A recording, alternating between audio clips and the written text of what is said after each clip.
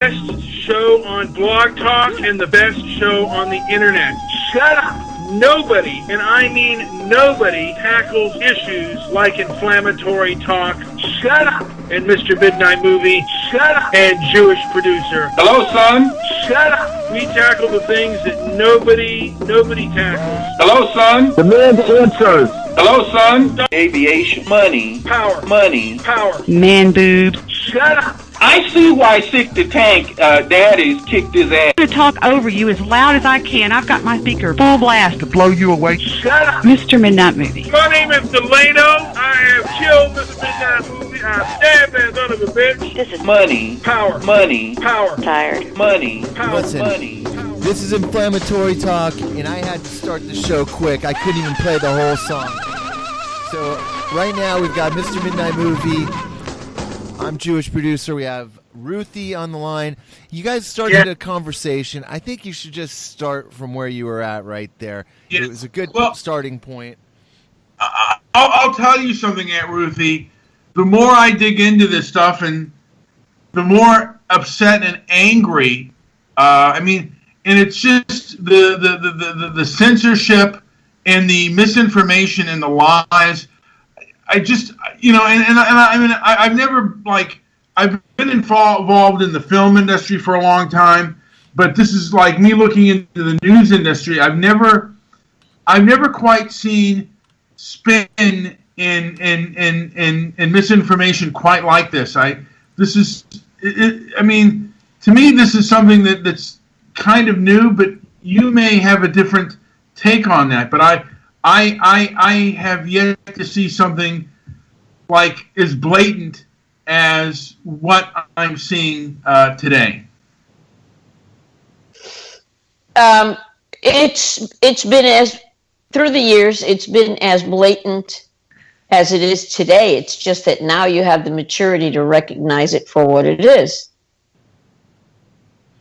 Yeah, well, you know what, I think also with regards to civil rights and the narrative, the mainstream media, and I want to say the civil rights industrial complex, they basically control the narrative. And now, once you had YouTube and the internet, there were different stories coming out from there, and different takes on things. And because before and maybe I'm wrong, but it seems like before they would debate these issues. Now there's absolutely no debate, and they do it under the guise of anti-hate speech. And if this person's an alt-right hater, why wouldn't they expose him as that if they believed it? But I'm just the things. I'll give you an example of something that we can object to that we all saw, we all watched. Kavanaugh is nominated, and the cry and the cheering on of thousands and thousands of women for these women that were raped and brutalized by Kavanaugh. It's horrendous. And they marched in the streets. They had these huge signs. It went on and on and on. And right up to the time when they're testifying. Now, weeks go by. He becomes a member of the Supreme Court. And they have to sit down with these people that said he raped them. He was drunk. He touched them. And it was impressive to read the women's material and listen and read what they said. I was angry, so I sent the letter in. So, ma'am, did he not then rape you? Oh, gosh, no. I never met him. Can you imagine? And they went and prepared an entire GoFundMe account. She got $500,000. This is the main one. Yeah. $500,000. And it turns out yes, I have to have a secondary door so that I can escape in case I'm ever around Kavanaugh again. And the guys came forward, the two men that were, in fact, the ones that were groping her, they came forward and they said, I remember that. She was wearing a one-piece bathing suit under her clothes, so I couldn't get at her. He even remembers what she was wearing, exactly what she said. He said, that wasn't Kavanaugh, that was me. Me and this guy. They came forward. They identified themselves. And do you see people crying about the fact of how horrid this is? These people badmouthed this Supreme Court Justice, Kavanaugh. No, not a word. Apology? Nope, no apology. Now, a lot of these people that have been making all sorts of noise, and now they're being brought to task. There are several, I guess, press members who kept writing horrific things that have been proven completely false, and now quietly they're doing their time. They're getting 6 months, 8 months, but it's very quiet. It's not like during the Nixon years. I work with this brilliant fellow who does all sorts of websites, and he works with all sorts of technology, and he's in his 30s. And he was telling me about, he was listening to this talk, and McAfee was on, John McAfee, the one who came up with McAfee virus software. You know that. Yeah. You're familiar with that. And he's only 33. So when McAfee was acting his kookiest, this fella was probably 10 or 12. So he doesn't have a memory of what happened. And I said, actually, McAfee, yeah, he does give great talks for cryptocurrency. And it's a pity that he's in this space, in this industry, because he's now going to be tried in California for murder. And he didn't know that. What? McAfee? No, I mean McAfee, John McAfee. He was just talking at a cryptocurrency meeting. I said, yep, that's the one. And I said to him, go to YouTube and type in John McAfee plus rape and see what comes up. His own employee. I said, go type John McAfee plus murder. See what comes up. There's a documentary called Gringo. Go see it. It's a cycle. I remember when it all happened. And now years have passed, and now it's happening again. Yeah, you're right on that. I mean. By the way, it's important that I say this to your audience. I recommend that anything that I say, please look it up on the internet, because I don't pull these things out of my ear. And I don't talk about anything that cannot be corroborated, or that I've already either testified to, or that the material's already out. And if you're looking for legal briefs and documents, if you go to Scribd, which is SCRIB, the letter D as in David.com, that's it's kind of like a gathering place for documents. And you will find, if you look for Syndicated News or SNNWZ, you will find legal briefs supporting what I'm saying on this show. Yeah, I mean, because if you look at what's been happening with like BuzzFeed and CNN, I mean, I'm surprised that those two mediums, they've been inaccurate. I mean, is CNN, I wonder, do you think CNN is going to, are they going to last? I mean, I don't think so. And what again, cycles. When they came up with the wonderful idea, when you guys were babies, they came up with this great idea of having a news cycle 24/7 every single day. And many, many more came forward to do the same exact thing. All news all the time, 24 hours a day. But frankly, except for a cat's in the tree and somebody fell down a flight of stairs, there isn't that much great, interesting news 24/7. There just isn't. No, you're right on that. But the thing is with with CNN, they've become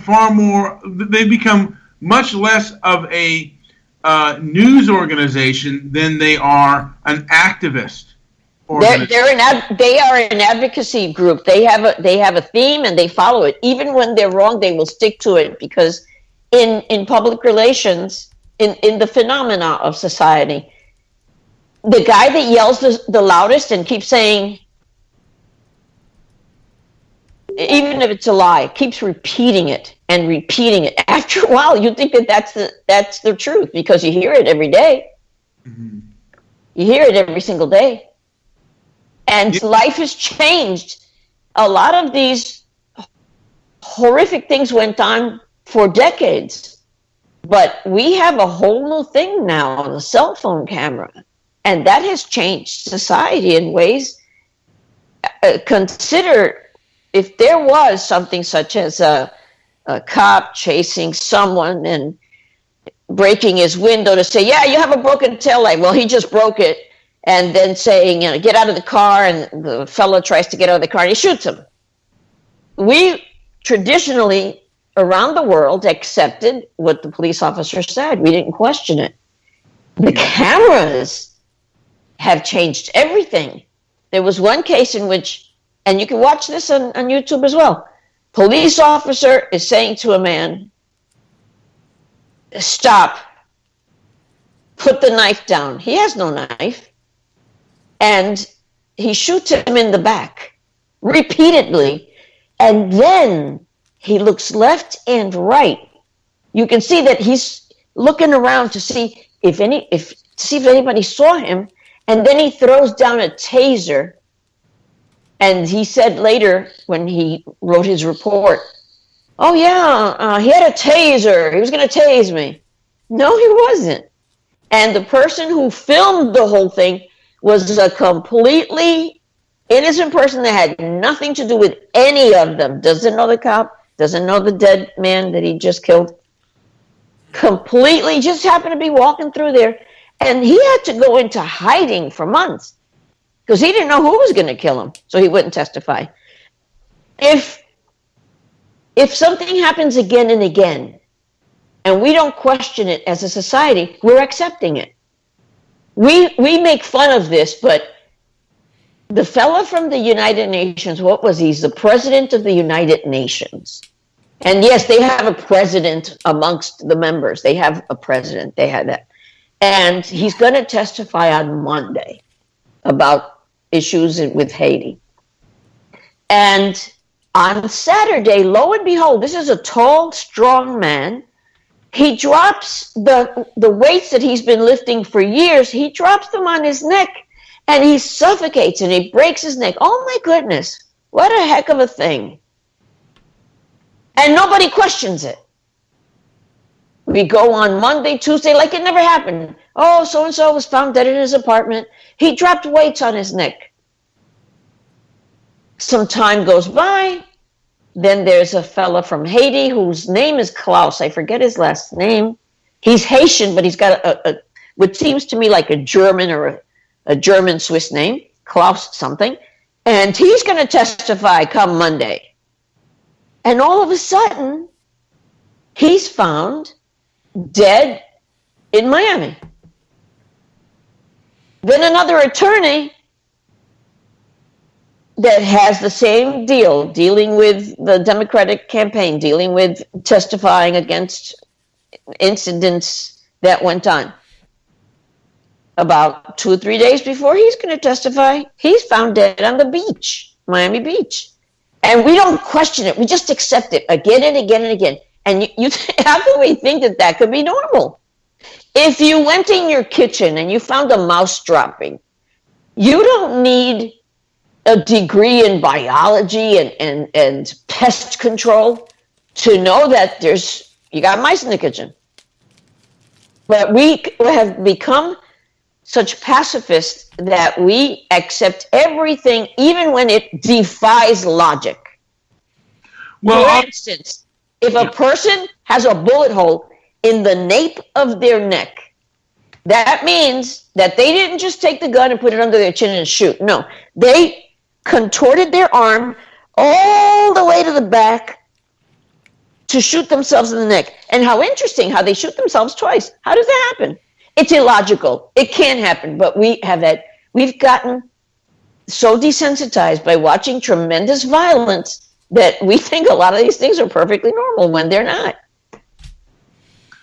Well, yeah, I mean, I think that I think that we've gotten such, we all, I think we all have information bias, and whoever is in control of the information, people are gonna have a hard time with, because they're gonna show their bias. And sometimes, even when you show these people facts or explain facts to these people, they don't want to hear it. They don't want to hear it. They just double down. I mean, I was at the Women's March on Saturday, and they're screaming, "Refugees are welcome here." And I was arguing, if refugees are welcome here, does that include white South African refugees? And it wasn't until I got next to three Zionist Jewish women who started to argue with me, saying that these people that were murdered was due to robbery, not racial hatred.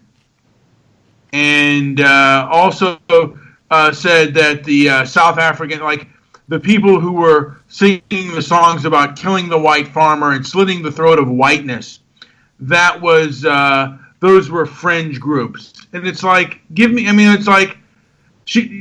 were just literally pulling stuff out of their ear, right, as you would claim it. And I mean, these to me, I mean the ADL and even portions of the government that call it a white supremacist dog whistle, that to me has got to be one of the biggest and saddest lies that I've heard.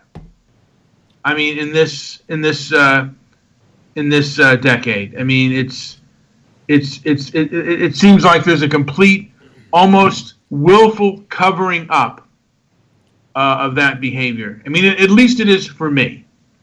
And if they're going to cover up that kind of thing and have that kind of double standard, I wonder what else they're going to do. It's gone on for decades. It's just that you're noticing it now because now you're aware. You're as an adult, you're aware. But when you were a little boy, it was going on then too. It's just right. That you didn't. It was, and I watched the cycles. I watched when Hillary lost and Podesta came out and said, "Oh, we're going to she'll come out tomorrow." Do you remember that? At the Jacob Javits Center, I think it was. I remember it vaguely. Okay, and all these talks that she has to give, that Hillary had to give, and it was getting worse and worse because some reporters were getting really, really sharp with her and really testy, and she was getting pretty angry. And who would come in to save the day? It would be John Podesta. And when she didn't want to turn over records, who went to Congress to testify about it? John Podesta. And people are so thrilled and, oh, that Podesta, oh my goodness, and hold the phone. Go back to when you were children, when Hillary decided that this was the first run when she first showed up in Washington, D.C., and Bill Clinton was elected president. So she was no longer First Lady of Arkansas. She was First Lady of the country. But she didn't realize the power what came out of her mouth would have, because she hadn't been First Lady before. So she says, I want everybody out of here. They're thieves. And she really couldn't move them. So she said, the director of the travel office here in Washington, D.C. at the White House is an embezzler. She just threw that out there. Well, that they acted on. They acted on that. He spent millions of dollars trying to clear his name. It wound up in court. It was horrific. And the judge said, not only do you have to restore these people to their positions, you have to make them whole. And all this money that they spent defending themselves on a lie, that's got to be corrected. Yeah.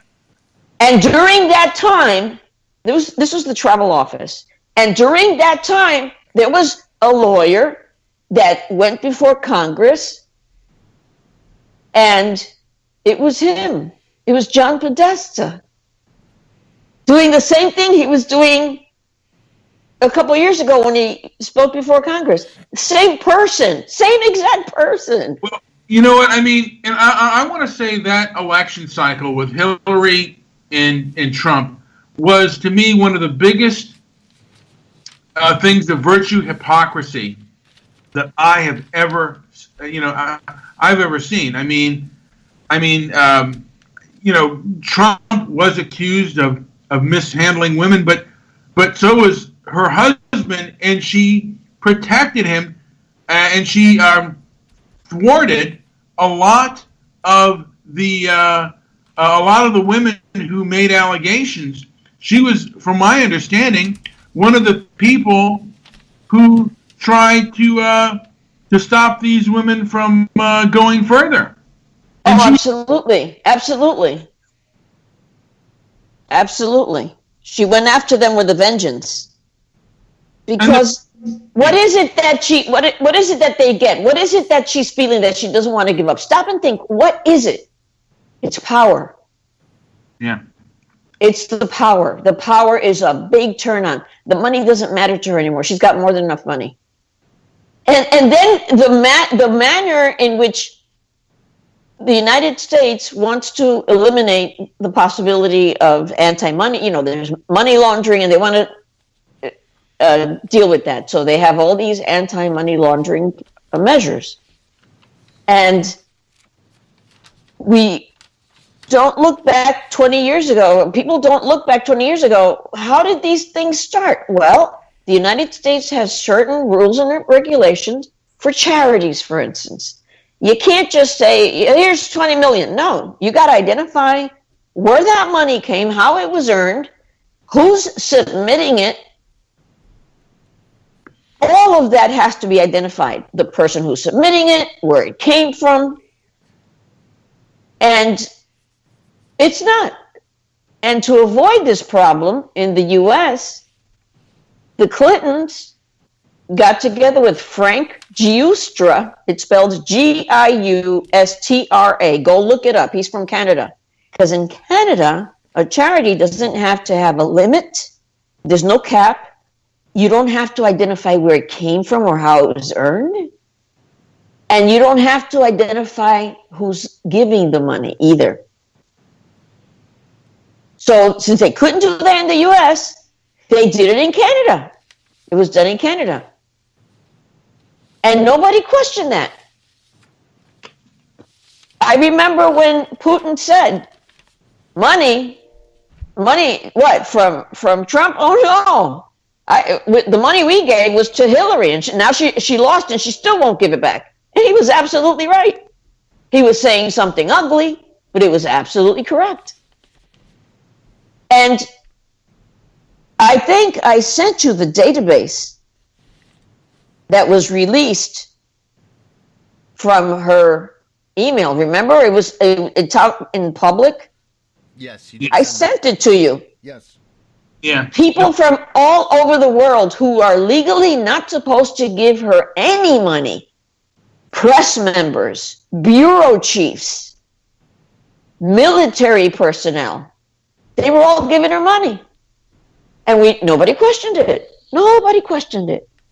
It went on and on and on. If you get used to a crime and it becomes normal, that's what happens. That's what happens. Now, is it now? And why isn't this bigger news though? Because I mean, all of these people, all the press gave her money, and they're obviously they're pissed off that she lost. They're angry that she lost. So they're going. And the marriages that were lost, because a lot of people sold their homes and moved their kids to Washington, D.C., because she promised them She promised media members that they would be the media elite, that in fact she wouldn't take questions from anybody but those people that supported her financially. Imagine what a big scandal when she loses and she doesn't want to give the money back. That's exactly what happened. Is the media angry? Yes. Do they have a right to be angry? Absolutely. They were fooled, and they feel embarrassed that they were fooled so well, so hard, so handily. Well, I mean, a lot of people were not expecting.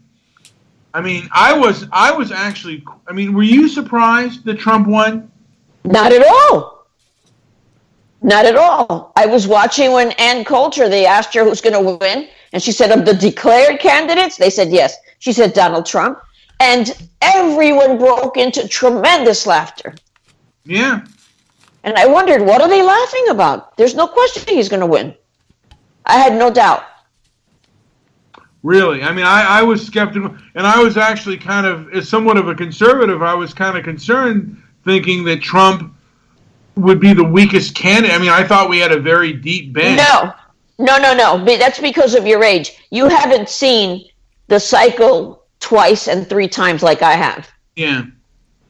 We, people my age and older, we've seen the cycle every 15, 20 years. We've seen it again and again and again. So we knew that people were tired of it. Imagine that whenever Pelosi feels like it, she takes a military jet and she incurs hundreds of dollars of liquor bills, and we pay for all of it. Now, who is on that plane? You would think it's got to be important, so it's got to be other, senators and congressmen. No, it's her kids and her grandchildren, her neighbors, people that she's buddies with. She takes a military jet, fills it up with people of her choosing. I loved it that he said, nope, your trip is postponed. I loved it even more that he took her luggage and dropped it off at her office. I like that even more. I am sick and tired, and I'm not the only one. We all seem to be paying taxes and supporting our country and doing what you call the right thing. We keep doing the right thing, and I see a person who steals a loaf of bread because they've got 3 hungry kids. Now they got to do 4 years in jail, and these people are allowed to take insider information, give it to their broker, and make money on it because they don't get even reprimanded when they use insider information. But Martha Stewart and people like her, off to jail with you. In this country, it really is who has power and who doesn't. That's how you determine who's going to jail. And it's poor people go to jail. Rich people do not go to jail. It took 50 years to finally corral Bill Cosby. I never thought in my lifetime, I would see him in shackles. I was so impressed. But you know what? R.J. Kelly has been doing the same thing for 30 years, and the music industry has been protecting him. Yeah. And nobody seems to be upset about it. Now, do you think Bill Cosby will ever do a jailhouse interview? Oh, sure he will. He's a narcissist. Of course he will. Oh, yes. Oh, I'm sure he will. Did you see him as a narcissist? I mean, because you knew him. Did you believe that he was a narcissist from like early on? It doesn't matter now, so I talk about it, and everyone says, "Yeah, you shouldn't talk about that anymore. Leave it alone." I don't have to leave it alone. He did it. I didn't do it. My first job was at a recording studio. Yeah, I was a kid. I was a 17-year-old in New York City. And there were other teenagers that worked in the same industry in the recording studios because you could hire us cheap at minimum wage, and we were great workers. We were so happy to be there that we would do anything, clean, wipe, answer the phone. We would do anything. And I saw him brutalize people again and again and again. And what got me ill And what gave me a sense of annoyance and injustice, to see injustice was, you do the right thing or you don't. Now, here's a man that at work I saw brutalize someone, and there he is. The mayor of New York City is putting a medal with a ribbon around his neck. So a few years go by.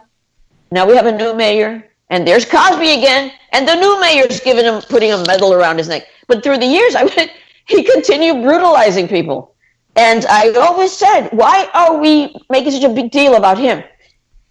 There were lawyers that made that possible. There were lawyers that created legal cocoons for these people to slip back in and hide. Do you really think that this actor, what is his name, Stacy Keach, over 300 young men, that he grabbed their junk? You think that Hollywood doesn't know? Yeah. That wasn't Stacy Keach. That was... no, I'm sorry. Kevin Spacey. Kevin Spacey, yeah. Forgive me, Stacy Keach lovers. I didn't go look that up, but they're a similar age, and it was the other one, yes. But do you really think that just happened one time and, oh my gosh, everybody noticed? No, it's been going on for 30 years, and he's been getting away with it for 30 years. Don't forget that when that young boy, one of the Coreys, the other one had already committed suicide, one of the Coreys sat on Barbara Walters' panel. He said, the same people that brutalized me are still in Hollywood today. Oh, and she was very upset. You are ruining an industry. You are ruining a person's reputation. She just could not wrap herself around the fact that there were real individuals that had continued brutalizing young people for decade after decade after decade, completely protected by their attorneys. I remember after a brutalization at the studio, when one of the attorneys for the law firm that represented the person who brutalized the woman, he came through speaking into the air, not looking at any one of us specifically, but just walking through the studio so that everybody could hear what he was saying. And he was saying, don't forget, if any of you think you're going to be a hero, understand we can charge you as an accessory after the fact. Wow, what a disappointment. In other words, here we are minding our own business. We're working. We're in our place of work where we're supposed to be, minding our own business. This criminal has committed yet another crime, and now his attorney comes to threaten us all. And that went on for decades, because he was a rainmaker. Yeah. Well, it just goes to show you how many, and how many people today are doing, still doing bad things today. And, it just, like I said, it astounds me how some of these these news journalists, how much misinformation they've gotten out there, and that they're still around, and that to me, Jim Acosta is a perfect example. He actually thinks he is on par with the president. He thinks that he has the same importance and the same power that the president holds. And he loves taunting him, and he loves making scenes. He loves that, and does it every single time. Yeah, well, to me, the person that's even worse is Don Lemon. I cannot. I mean, he is just,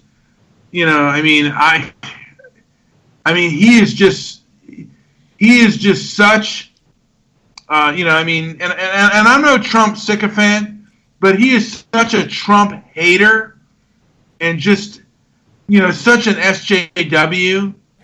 And they can take him more serious. They can take the station, the network, more seriously by replacing that what I consider an advocate. That's a person who's already taken a side, and they want to be a journalist, and they let him or her continue in that position. When they know the person is an advocate, they have a specific role.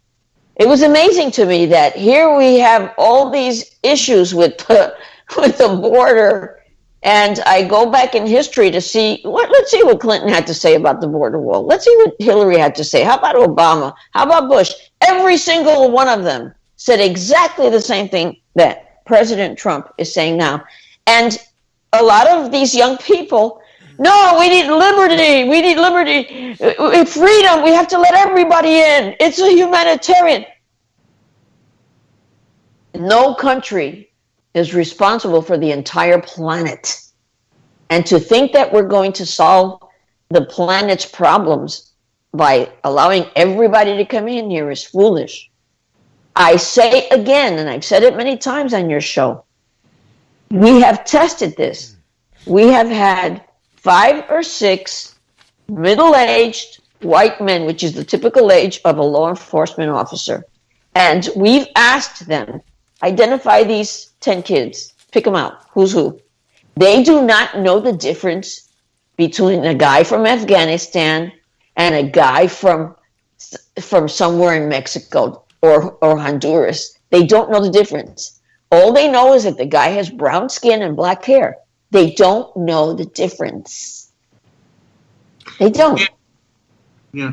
Now, people might say that most of the people who are the Arab terrorists, they're not crossing the border. They're coming. They're overstaying their visas. I don't know how old your audience is or how old you are, and why are we responsible to support everybody? Trudeau in Canada said, oh, no, I'm not going to be like Trump. I'm going to be a humanitarian. I want them, anybody can come in here, until they started crossing that northern border. And what you don't see is that the minute they get them inside the car, they're shackled. And our liberals don't see that. So they think, oh, President Trump is so mean, Obama was so good, and Trudeau was so good. They just don't follow history, and they only see what they see with their eyes for today. They don't really look into any material. I've told you all, the last year of Obama's presidency, what was the biggest thing he did? He insisted on transgender bathrooms for schools all across this country. Why is that? And nobody bothers to check. Look it up. Chuck Holmes, spelled Holmes. Chuck Holmes. Now, Ruthie. Now, Obama, when he first got into office, he had a supermajority, which means he could have passed, just about anything. Why didn't he pass immigration? Do you know why or what the reason is? I mean, that's not a mystery. He wanted to leave office on a high note. He did not want to attach to himself to anything serious, and he never did. He was so foolish as a man, forget about politician, as a man, that he actually said, yeah, I'm drawing a line in the sand, and they violated it. Okay, then he backed up. Okay, then I'm going to draw a line in the sand again.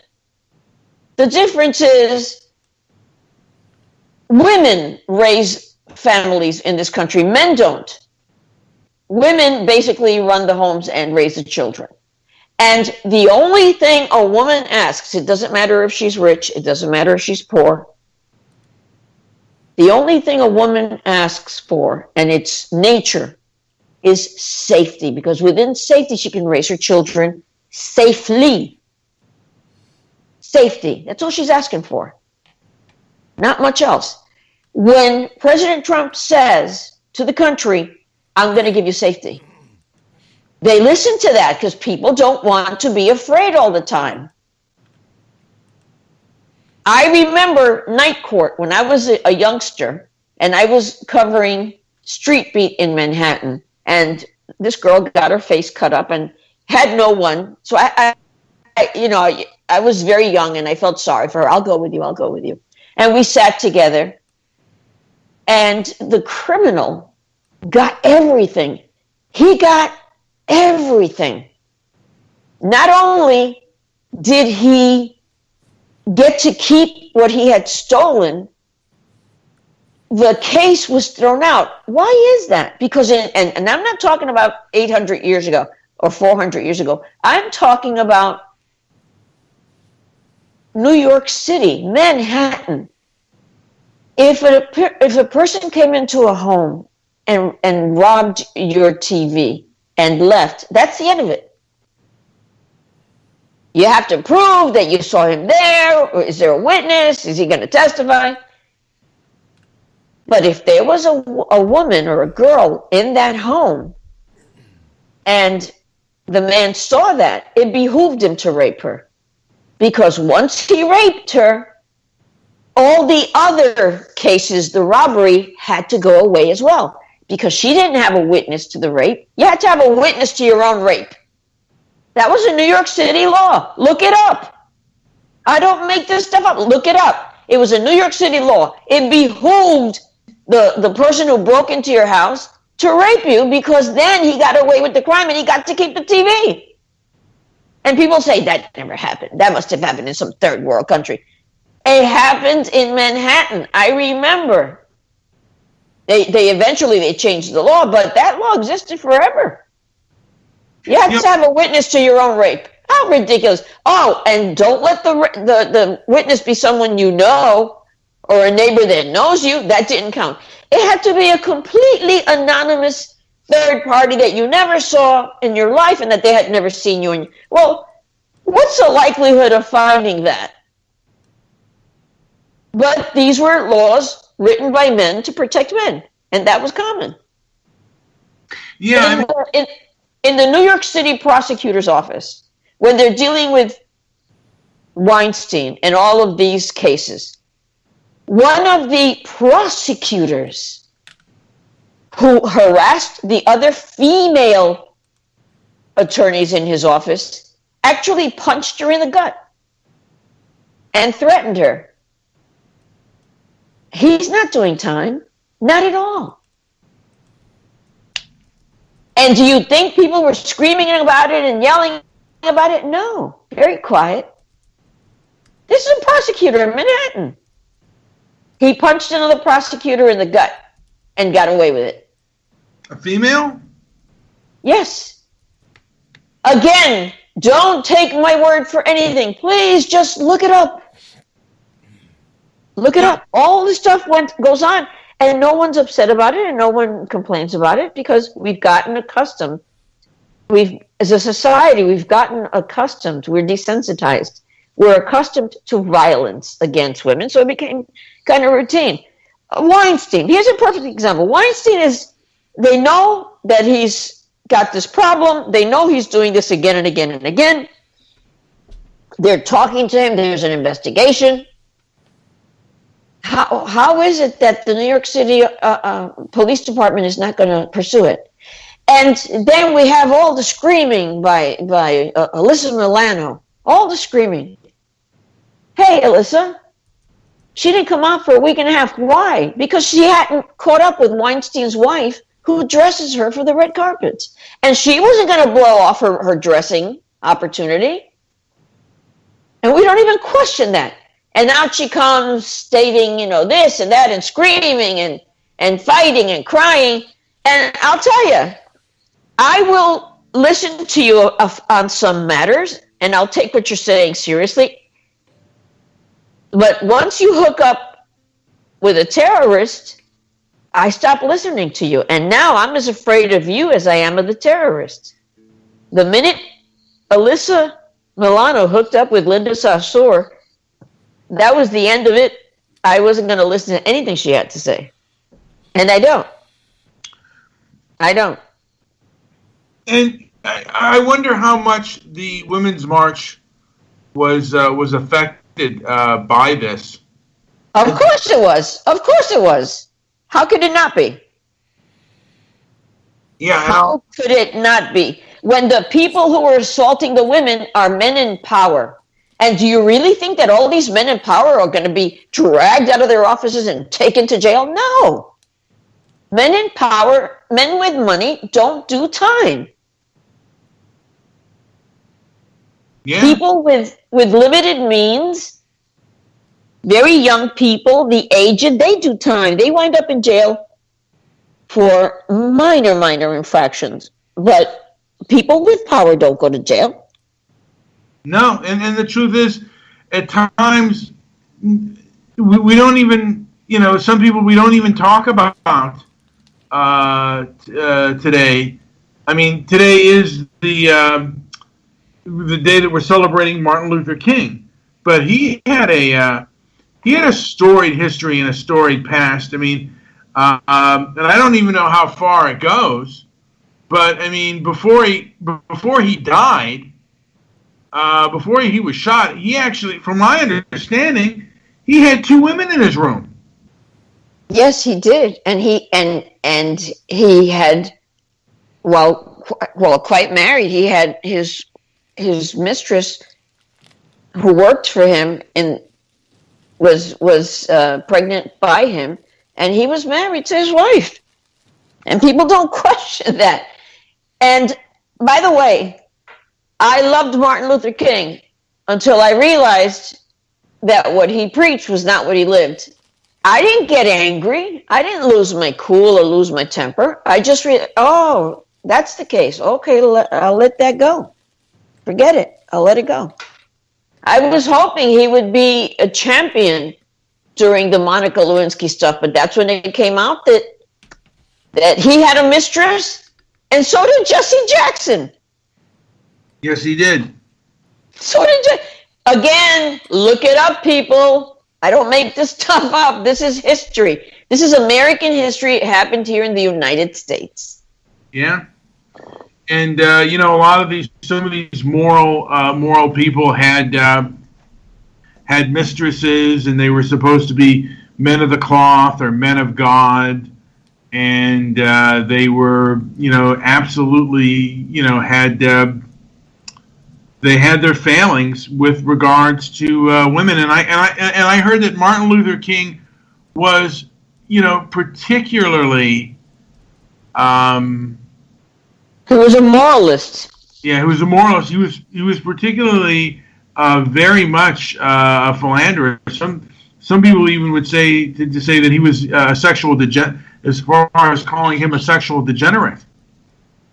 Because that was the expression. Now it's what he did then. Today is routine. Yeah, it's routine. And I wonder if he was just. I mean, because I heard just about every president, had mistresses. Every single one of them. Every single one of them. Yeah. So this was, it was routine for men in power. Yeah. To do it, but Kennedy used to rent an entire floor in a hotel, and he would have one woman brought in after the other, one after the other. Yeah. Absolutely. Look it up. Yeah. And he is, there are people who really look up to him, although I do know a lot of Cuban Americans who cannot stand him. They, even though he was Catholic like them, they feel that Kennedy, particularly older Cubans, feel that he failed the Cuban people, and he allowed for communism to spread. To gain there, and that he didn't do enough or wasn't as tactful at fighting the situation as. It wasn't even a matter of that he didn't do enough. But once you have a big failure that's public, it's hard to come back from that. After the Bay of Pigs failure, it was really hard for him to come back from that. Was he at fault for that, though? Totally. Okay. Yeah. I mean that's. Yeah. I mean, when you have nuclear, when there are nuclear weapons in our hemisphere pointed at us, I always thought to myself that Kennedy was. He is someone that is too. I guess. I mean, the public liberals are, and Kennedy wasn't even really a liberal, but liberals love Kennedy and conservatives love Reagan. And, yeah, I mean... That's not going to change. It happens through the cycles. Yeah. As the cycles go through. And this is not the first time, in history where we've had activists that take the stage. CNN has a whole bunch of them. There's lots of cable networks that have advocates. I remember the night of the election when people were saying, "I can't believe this has happened. Everyone's crying. The world has changed." Knock it off. What drama? And what were they angry at? The fact that they had paid so much money to be the media elite, and now they had lost their positions and the money was gone too.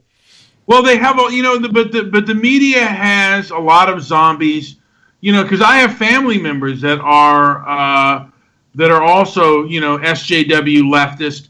And to me, the biggest, I don't know if to call it moral hypocrisy or virtue signaling, but Charlottesville, when Trump said there were, good people on both sides, and the press just went nuts. But there's been a rape crisis in Europe for years, and they haven't said any. And the media is not allowed to. They're not allowed to because Angela Merkel started in Germany, and other politicians try to use the same tactic in their countries. If you say anything against an Islamic person, then you are committing a crime against you're anti-Islam, you're Islamophobic. So you couldn't even, so if a man in his 50s saw his teenage daughter get beaten and raped, he couldn't even take it to the cops because it's hate speech. That's hate speech. So he couldn't even file a report. Once the refugees that are coming there with a negative purpose see that, you don't think they're going to take advantage of that? Of course they are. Of course they are. Well, my thing is, but why didn't the U.S., why didn't they mention what was going on and the fact that they can't talk about it? I mean, where were these moral virtue people, these virtuous people, when that was happening and saying, these women are being raped by Islamic immigrants, and they're not allowed to talk about it, and these women are suffering in silence. As I've said before, over 1,400 grooming gangs in Rotherham, England. Yes. And nobody says a word about that. I mean, you talk about cover up and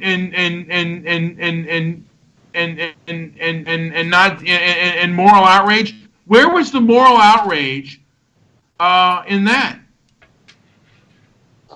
The reason, and I remember that the reason that judge had finally had it in the Cosby case, and why he unsealed those records. If Cosby had been quiet and let it go, but he went on his shows, one show after another, city after city, taking on a very moral position against blacks. You're carrying your pants down by your knees. You say you didn't steal stuff, but you got the pound cake in your hand. He was so moralistic that it really was a crime when all the people involved in his violence, not involved as in being causal to it, or I'm talking about the people that witnessed it, they couldn't believe this person was so moral when everybody, hundreds of people, knew that this had taken place year after year after year, and they didn't question it. They didn't stop it. And R.J. Kelly's going in the same direction. You think he just got up one day and decided he's going to beat women and brutalize women? No. Well, No. yeah.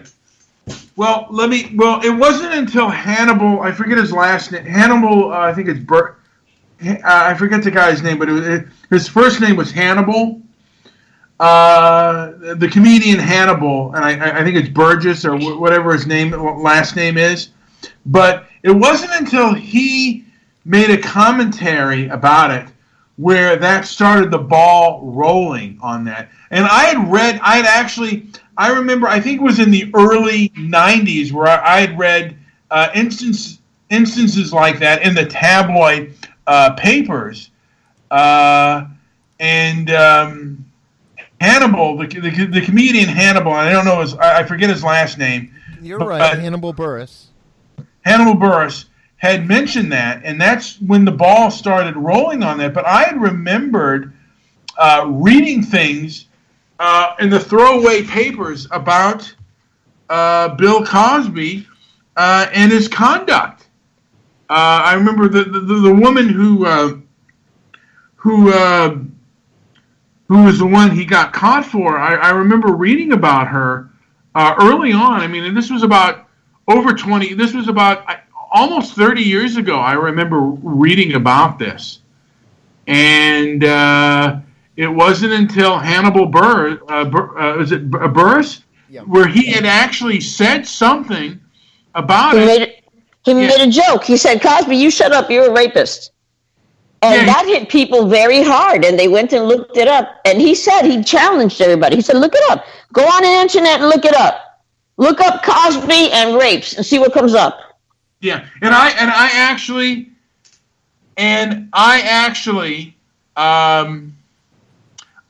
don't like Hannibal, by the way. I think he's he's a person. I'm glad Cosby went down, but I think Hannibal Buress is a social justice warrior. I think what Cosby was saying was correct, but it's from a moral hypocrite who and then all of a sudden the black community started to rally. Much of the black community started to rally around him. I mean, what's the guy's name? D.L. Hughley is one of the moral crusaders, saying that. I mean, and I forget what D.L. Hughley said, but D.L. Hughley also said he was glad that O.J. Simpson got off, even if he was guilty. And I find that somebody who says that, and anybody who's moral that listens to that person after that, or anyone who listens to him and is a fan of him after that is not a moral person, because anyone who thinks it's okay that people who murder, he's a hypocrite, by the way, because anyone who thinks it's okay to get away with that kind of brutal murder is just not a just in my eyes not a very moral person, and he's. I'm not a moralist. I'm not a moralist. Well, yeah, I'm not. And Cosby wouldn't have gotten in as much trouble as he did if he hadn't been so damned moral.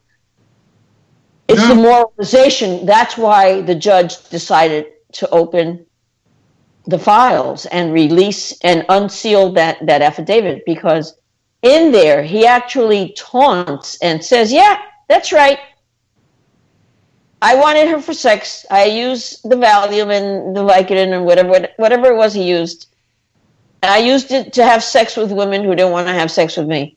And he used to brag to the engineer in the studio where I worked. He used to brag that, you see that one over there? That one won't give me the time of day. And then you could hear as he described the woman that was working there or walking by, you could hear the anger and the hatred in his voice. You could hear the hatred in his voice. And law firms galore got paid big dollars to protect him, and it went on for decades. And I've always asked, why aren't these lawyers being held accountable? Why aren't they held accountable?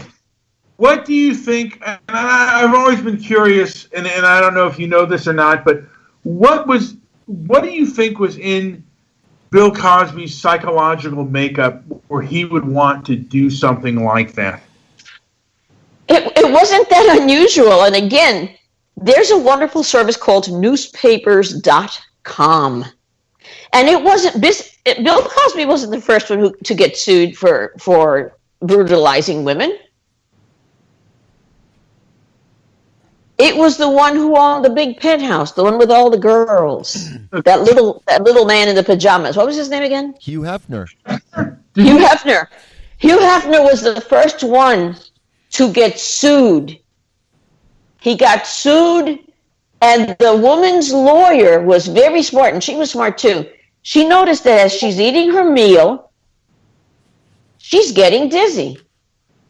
It's not just the liquor or the wine in her glass. It's whatever she's eating, and she knows it's bad.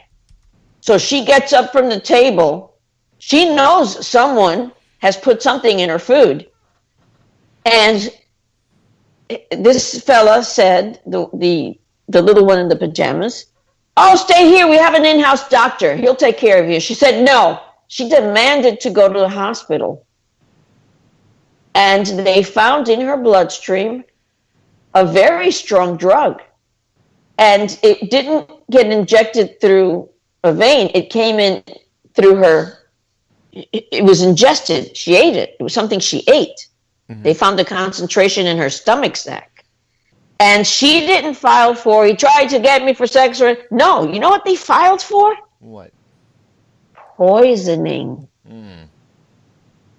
That's how they worded it. Attempted poisoning. And it was way back then when you guys were born. She filed the suit and she won. It was something like $10 million. And back then that was like suing for $500 million. She sued for $10 million and she got it. She was taken to that dinner deliberately, and the attorney made it a point to not make it sexual. He made it an assault against her person by means of poisoning. Because if you're not a doctor, you can't administer medication. Mm-hmm. And there somebody put medication in her food, and then he wanted the owner of the mansion wanted to have her go up to one of the rooms, and our doctor will take care of you. She said, "Nope, I'm not going in any room. I'm going to be taken to the hospital." I get the feeling. And as she got up and lost her balance, she fell on her forehead, and she got a cut in her forehead. Oh, wow. And and look it up. It's in newspapers.com. In fact, I'm going to look for it for you right now. I get the feeling. But that was the first lawsuit. It was for poisoning at the mansion, at the Playboy Mansion. I get the feeling, Ruthie, that you have a pact with yourself to never, ever say the name Hugh Hefner. Am I right? Or can you are you just forgetting There's a his lot name? of people. There's a lot of people that if you guys would just go and search for stuff, you would find it's all out there. Nothing is hidden. Nothing is hidden. And now we're hearing stories about Russell Simmons. Oh my God. Yeah. Let me tell you the most interesting thing about Russell Simmons that hadn't. But you know what? Those things start at the top. Yeah. Trey Martin. Trayvon, was it? Trayvon Martin? Yeah, Trayvon Martin, yeah. Mm-hmm. Okay. Now the case is over. Now we're all at trial. The case isn't over, but I mean the incident is over. We're at trial. And the things that you saw with your eyeballs didn't match your mind's common sense. Didn't make sense. Things really didn't make sense there. And a very respected person from National Public Radio said to me, for these reasons, Zimmerman's going to get off. And I sat and I read what he was pointing at. I sat and read it. It took me about 45 minutes. And the disappointment, I felt disappointment. Wow, this guy's going to get off. And that's exactly what happened. And I told people, no, he's going to get off. What? Yeah, he's going to get off. And he did. And he did. You know, and well, the thing is, Black Lives Matter. Well, let me tell you what happened. I have a heck of a story about Russell Simmons. Russell Simmons his people, he had a thing called, what's his website called? I forget. Anyway, he's got this news website, and he's got a fella running it for him. And they don't have Global Grind. That's what it was a Global Grind. And they didn't have access as press. They didn't have ID. They didn't have anything. I offered. I said, I'm already paying for it anyway. Do you want to split it? Oh, yeah, that's great. I'm standing there with a few activists that are not friends of mine. They just happen to be in the hallway. And they see Russell Simmons' employee darting, standing behind people, like trying to avoid me. And I thought, isn't that odd? What did I do to this kid? Nothing, except that he took full advantage of the courtesy, the professional courtesy I afforded, and I paid for all of it, took advantage of it, and then tried to make believe he didn't know who I was.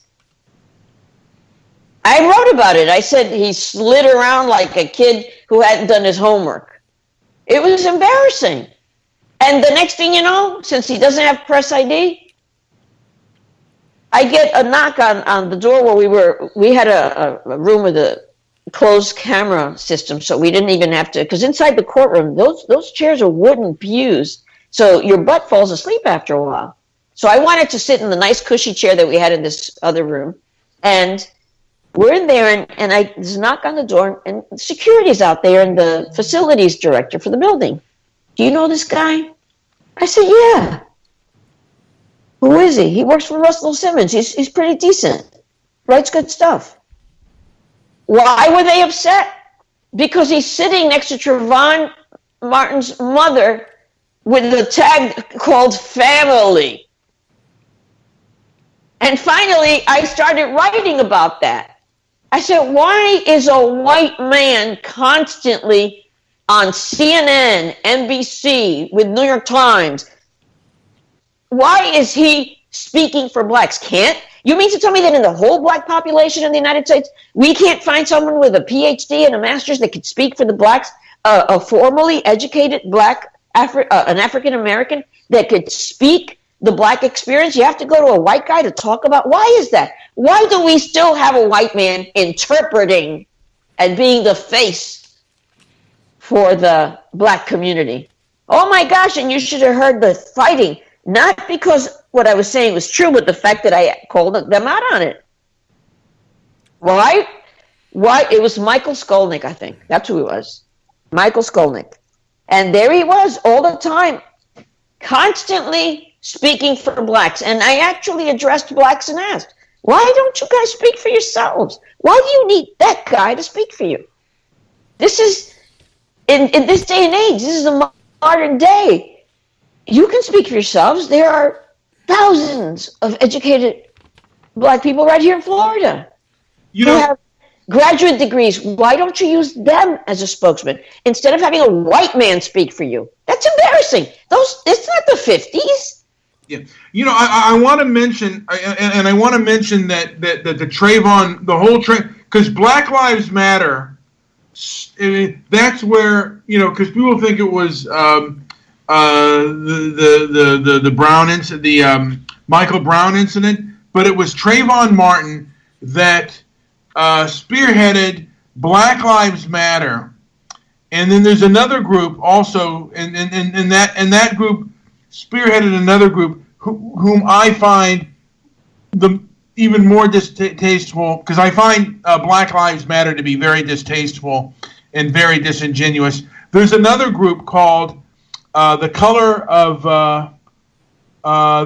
of change, and they are, they claim to be a civil rights organization, but like the ADL, they are a big-time censorship organization.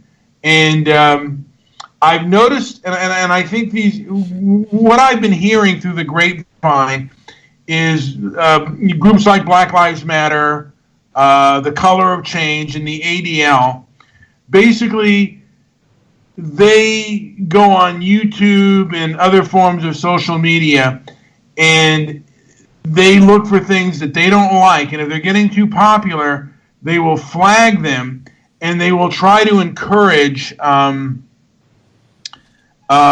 credit card companies and other big businesses and big banks not to do business with them because they don't like the information that is coming from them. I forget the name of the group, but there's and I don't want to go back to South Africa again, but there's a group who is talking about the murders of white farmers and the mistreatment of whites in South Africa.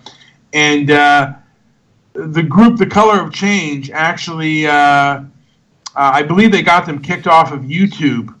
And they've also gotten Colin Flaherty, who wrote the book White Girl Bleed a Lot and Don't Make the Black Kids Angry, has gotten him kicked off of YouTube as well, because he's talked about black on white mob violence in America. And a lot of these social justice activist groups kind of rose to prominence out of that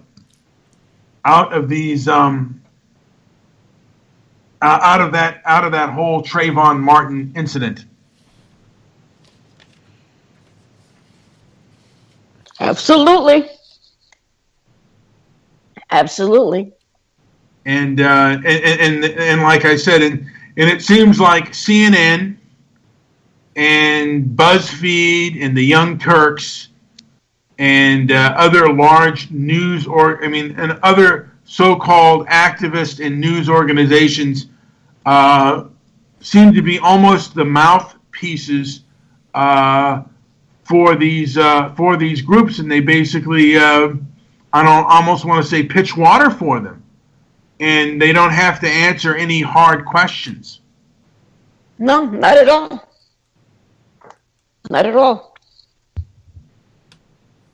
When all of this horror was going on with the election, and it was clear that Debbie Wasserman Schultz had her hand in the mess, and so did Donna Brazile.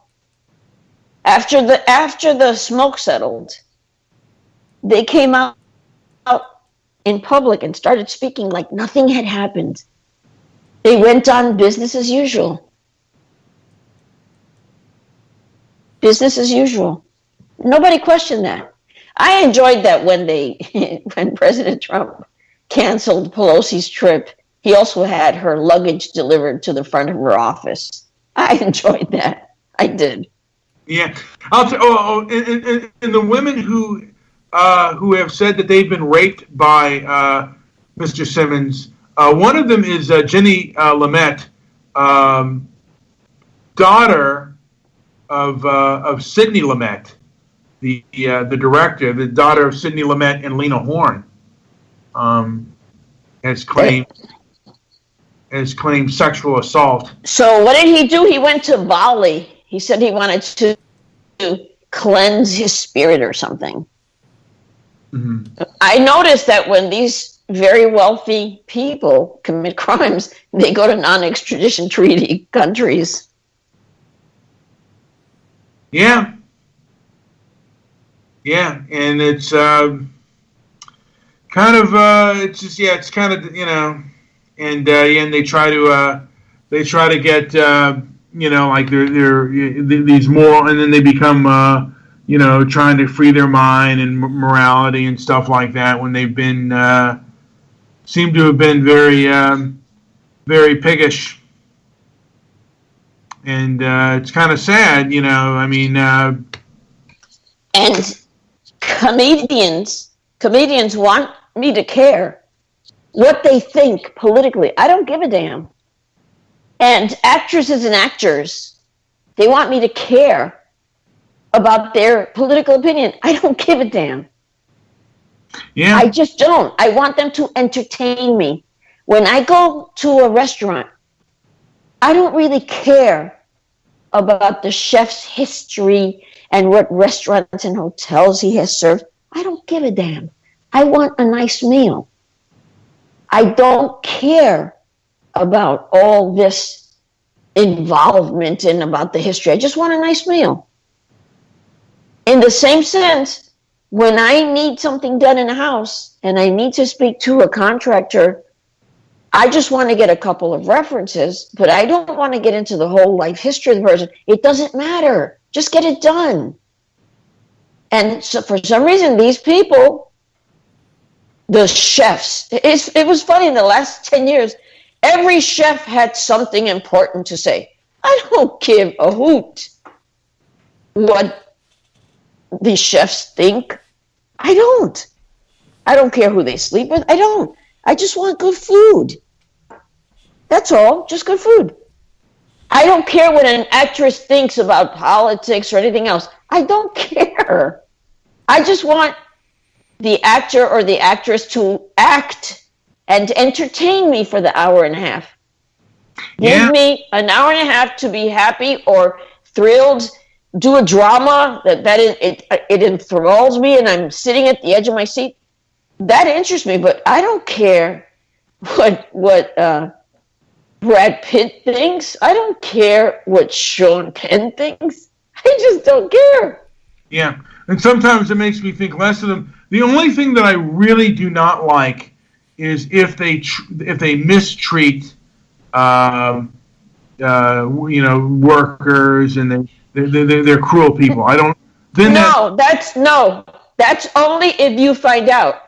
Because many of them are cruel people that you never see them act in that fashion because you don't know them personally. I really enjoyed how people will watch a character on television for 20, 30 years. It's something like from the 60s and 70s comedy era.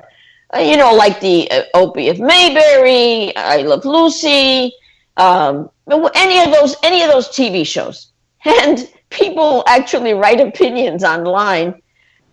So-and-so would never do that. How the hell would you know? You only know that individual in their acting capacity. You don't know them in their personal capacity. You don't know what kind of an animal they were. I mean, we loved Faye Dunaway, but we didn't know that she was beating her kids with a wire hanger. She did the role. What was it? Who was she playing? Oh, she's playing Joan Crawford. Joan Crawford. People didn't see. I got to see Joan Crawford, and her favorite friend was Mercedes McCambridge, and they didn't behave in their real lives the way they behave in public. Everyone loves, Anthony Bourdain. He's on CNN. He goes all over the world, but he made a stupid mistake.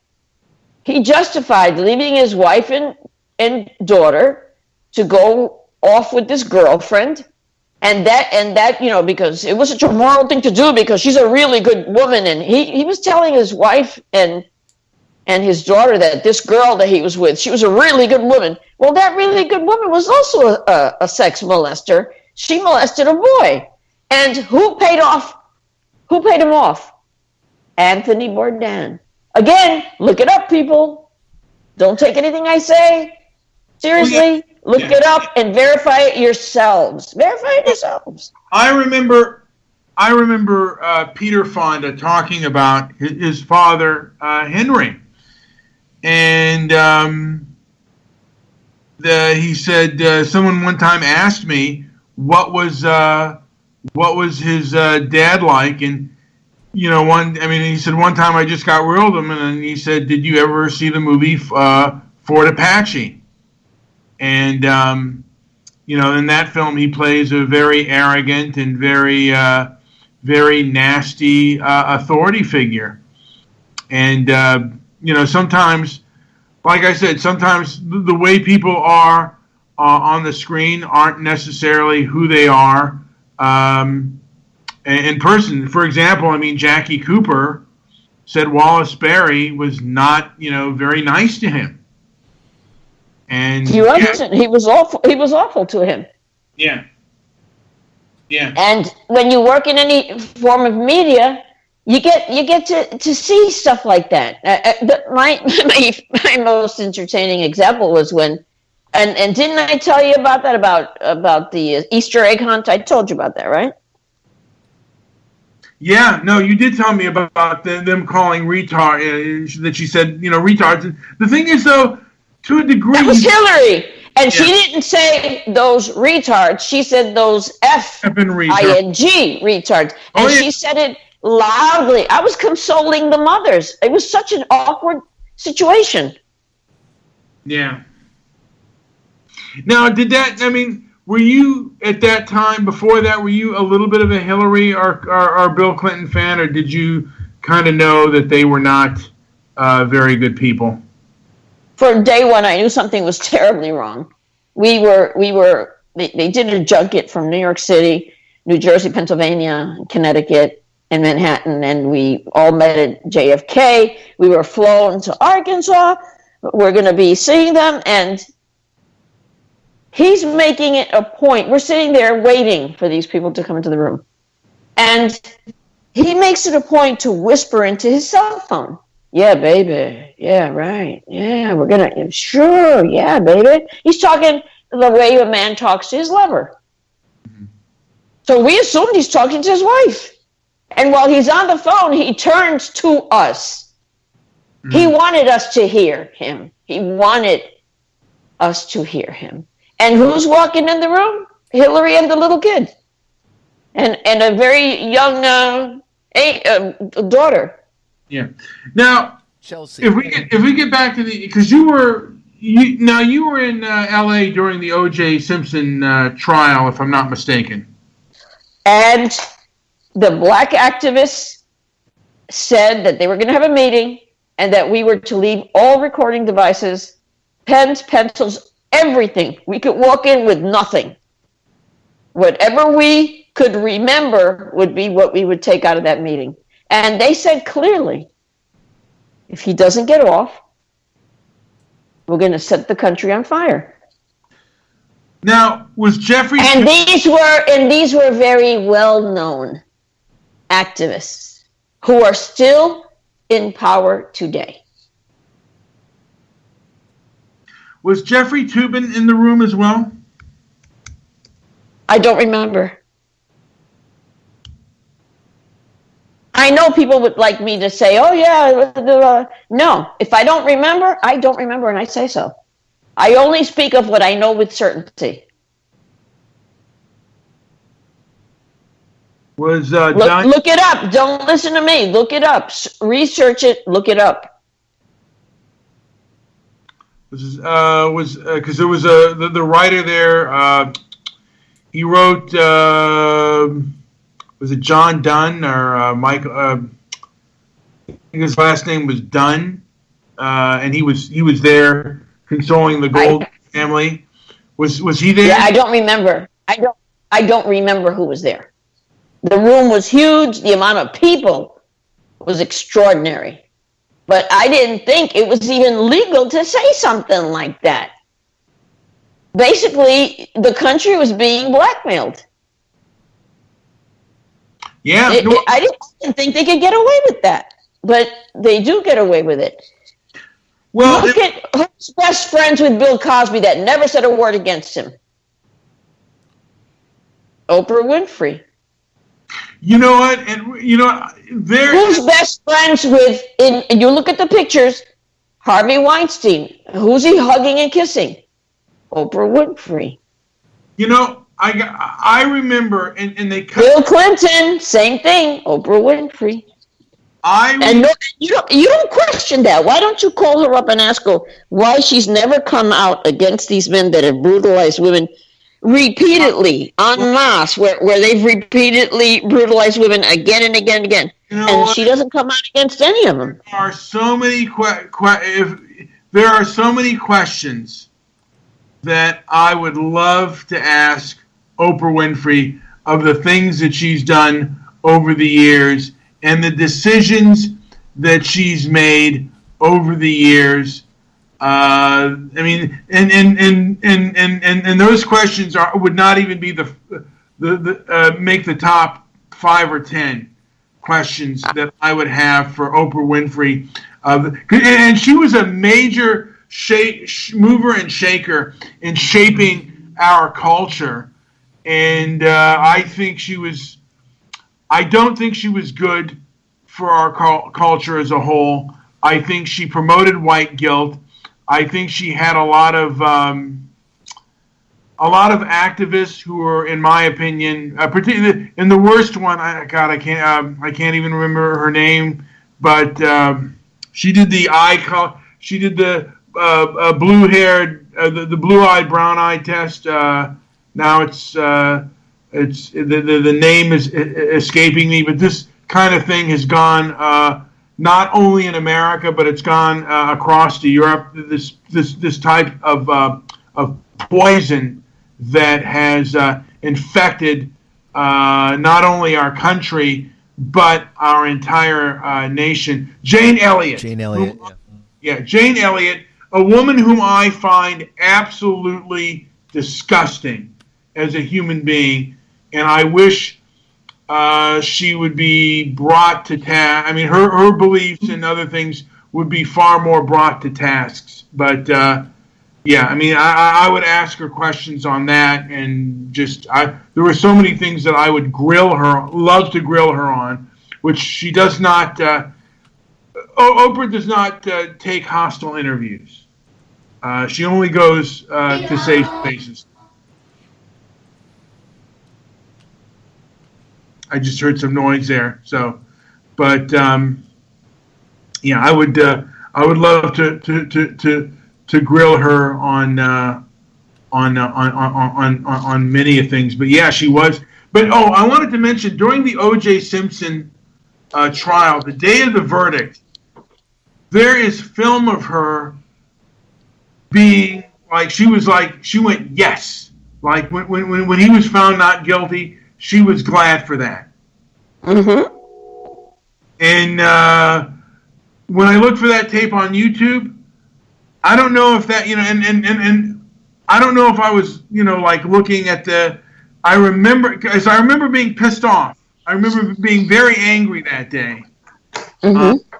And in my opinion, I think the two things that got them off, I don't think that they were, that the jury was afraid of what was going to happen. I think that it was white guilt and racial vendetta that got O.J. Simpson off. And I don't know if you would agree with me on that scenario, but that's what I believe. I don't know, but people get used to stuff. They really do. They really, really do. Yeah, I mean, but this was, and this is America had changed. I mean, it was a real clear-cut case on how America has changed. I'm surprised that there isn't more talk on that, because I'd always, I've been against what I consider to be the civil rights industrial complex since Tawana Brawley. I've been like, this is. Do you remember Tawana Brawley? Oh yes, I do. Oh yes, I do. I remember that. And Spike Lee. I mean, he's still. I wonder if he's still. Like Spike Lee. I guess he still believes that Tawana was telling the truth, and a lot of these people have never been brought to task for their support. Actually, Bill Cosby supported Tawana Brawley. Yep. And he wasn't brought to task for his he wasn't. If any time he should have been brought to task for his awful behavior, it should have been then. Correct, but it wasn't. It wasn't.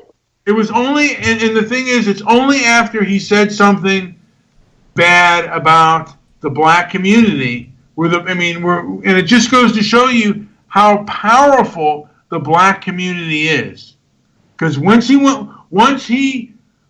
got off the so-called plantation of the victimhood plantation and said, you got to take responsibility for your actions, that's when they said, you're a hypocrite. But they didn't say it to him before to say, hey, you're sitting here, saying this girl's been raped and stuff. You've been protected for years, buddy. Yes. Yes. And people don't realize that time will pass and it'll just happen again. Well, yeah. And like I said before, the rebel, and I would say the white genocide will not be televised and YouTube will censor it, or the revolution will not be televised and YouTube will censor the hell out of it, because we're living in a day and age where dissent will not be tolerated, and today these people are, and it was Tim Pool who said it, they are modern day inquisitors. If you anger the wrong people, then you'll be put on trial. But you can get away with, or at least back, for a while, you could get away with quite a bit. I don't know how true that is today, or if there are any other cases of rape or of sexual misconduct that's going around. Or if there's any big news on that, except for Mr. Kelly. It's interesting that R.J. Kelly has gotten away with this for so many decades. How can that be? How can that be? And you heard his last song. It's basically a confession. Yeah. Yeah. Now, I've heard that he's illiterate. My gosh. Is that true? I don't know if I'm unfamiliar with that particular case. Yeah, because that's what I've heard, is that he's either illiterate or semi-literate. And that's why he likes, I forget, someone said something that he's basically semi-literate, and that's why he likes young girls. Well, I've known very literate men, very well-educated men who also like young girls. Well, yeah, you're right on that. You're right on that. They like them young and dumb.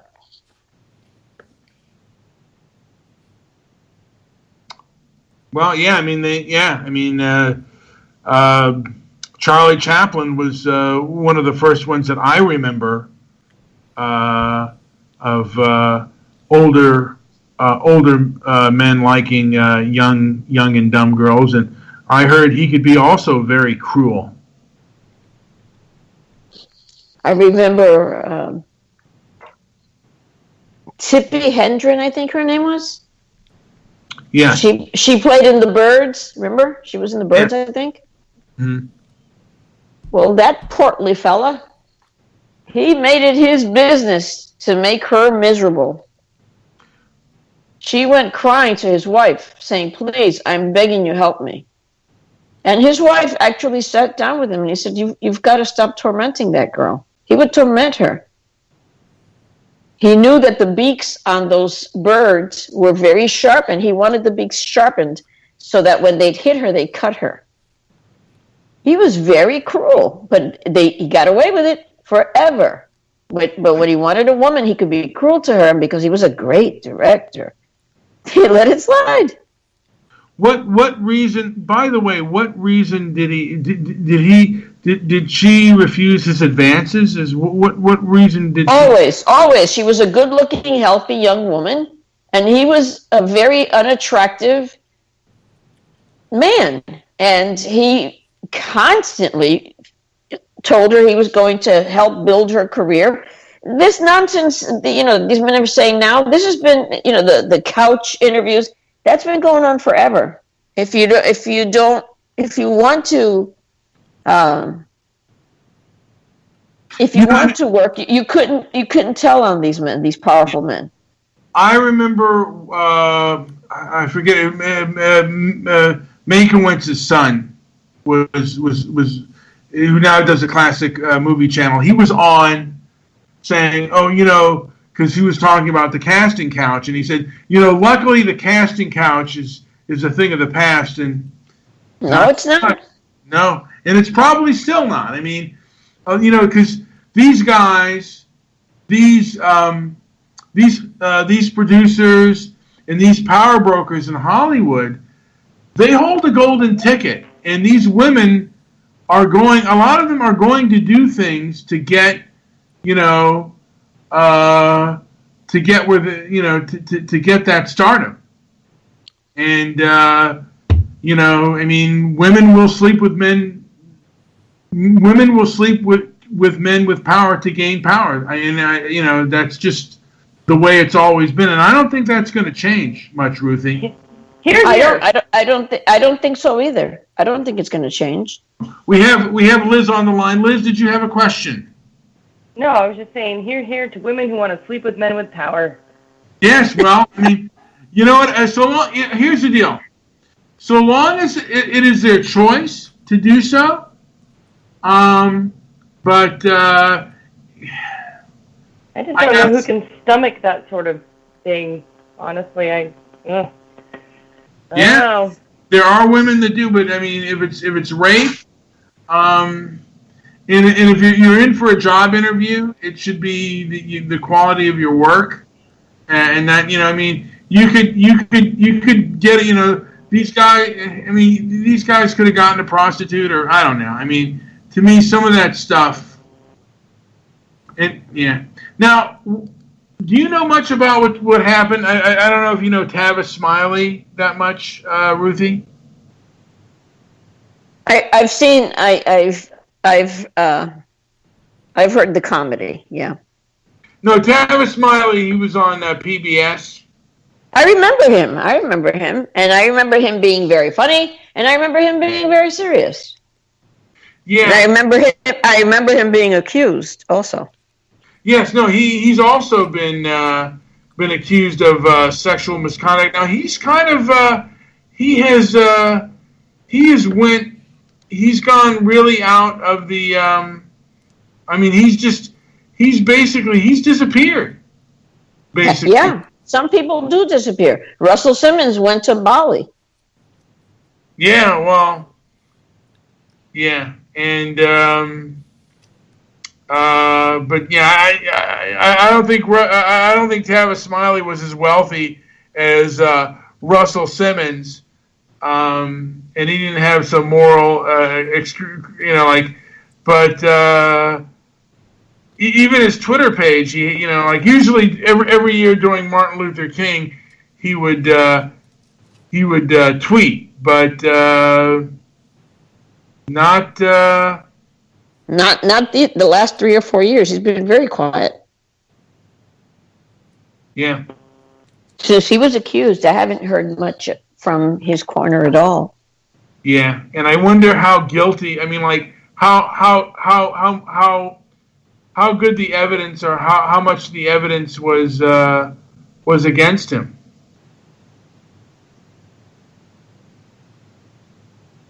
See, I don't know because I didn't study his cases or his accusations. I didn't look into it.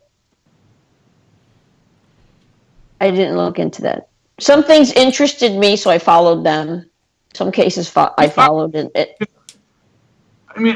I enjoyed. To a degree Tavis Smiley's show, even though I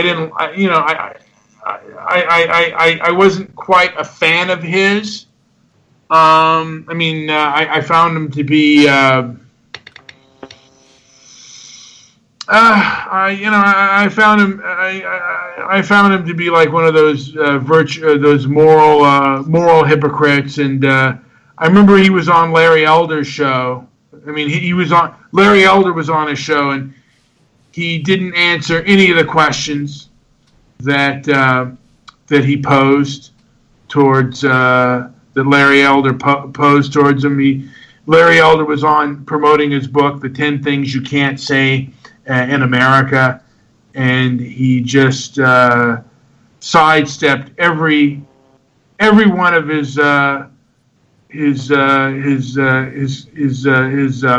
statements, and just basically, just I don't know, he just kind of danced around things, and I kind of lost respect for him. He was kind of like, he was the guy I watched because I didn't like him. So I watched just to see, who he would have on and stuff, and then he's gotten caught up in the Me Too movement and the whole sexual misconduct, and I guess the same thing with Charlie Rose. Wasn't that a surprise? Wasn't Charlie Rose a surprise? Now, because you think of Charlie Rose as being he's another moralist, very much a moralist. Yeah, and just he seems like, the way he portrays himself is like a Mr. Rogers. Exactly. A real salt of the earth type. Yes. And he is just getting down and dirty with as many women as he could. Mm-hmm. And, you would never have thought. You would never have thought that about him, but to me, Tavis, that doesn't surprise me, because Tavis, to me, is he's a very ego-bound person. He's very much caught up in his race and his victimhood, and he gets his ego from his victimhood. But Charlie Rose, it surprised me because he seemed to be, a pretty straight arrow. I mean, I certainly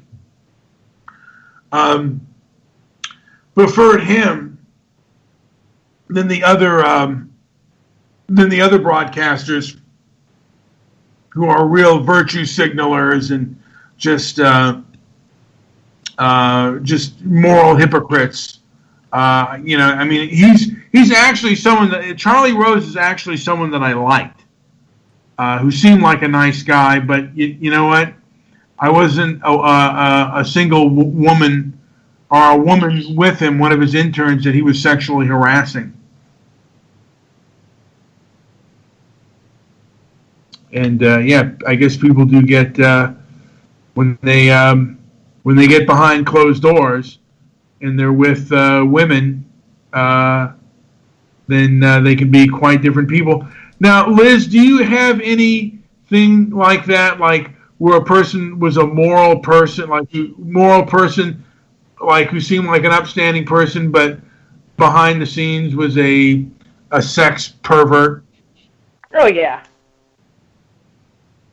Yeah. Clint Eastwood. Like that. Now, well, really? Well, now I know that Clint Eastwood had children. But did he harass? Has he been put on to because he's not one of the people who's been on to the Me Too movement and been a sexual harasser. No, he just didn't want to pay child support for all the women he had pregnant at the same time, including his wife. So he went to Italy. Very accurate. Yeah. Well.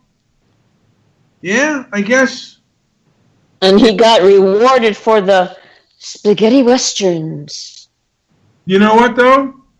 I think he made a lot of money off those spaghetti westerns, and it was because of that. Absolutely. And it was because of that he was able to do. I mean, like, if it weren't for those spaghetti westerns, he probably wouldn't have done Dirty Harry, which made him into a megastar. And now, hold on. Define like sex pervert, though. Someone who. Well, you know what? I don't want to call Clint Eastwood a sex pervert because I think he was just he was a philanderer, and like That's it. That's the word. Yeah. He was a party boy. He was a party boy. Yeah. That's an old, but it's a good word. Someone who could be morally, upstanding, and a sex pervert. I wouldn't say no. I don't know. I guess you'd have to define the word sex pervert. But yeah, party boy, someone who's, walks around and is a very moral, upstanding, a good guy or a good girl. I know a lot of those, and then party, and then do their own thing. They philander. Yeah, I know a lot of people that are like that. There's more people like that than there aren't, I feel like, nowadays.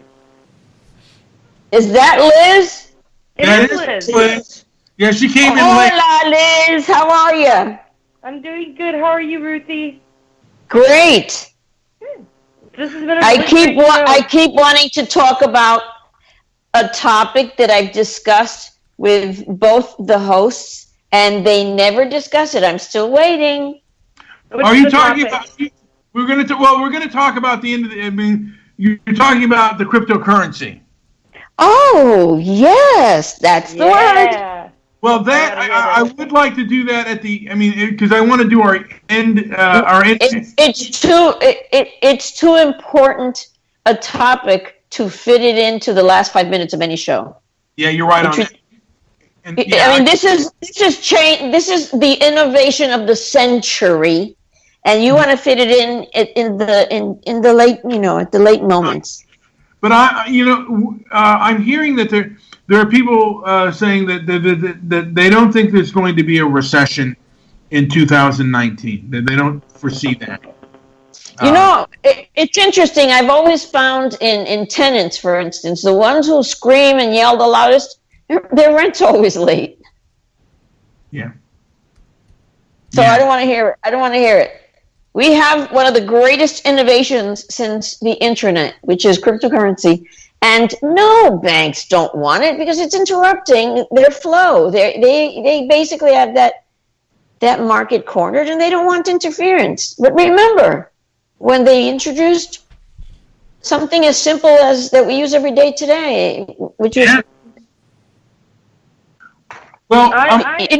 we send money all the time with something as simple as a transfer agent, and Western Union badmouthed it. Who paid for it? The credit card companies, to say that anyone that was trying to send money with this system would be really an annoyance to the banking industry. They were only trying to get involved with negative things. See what I'm saying?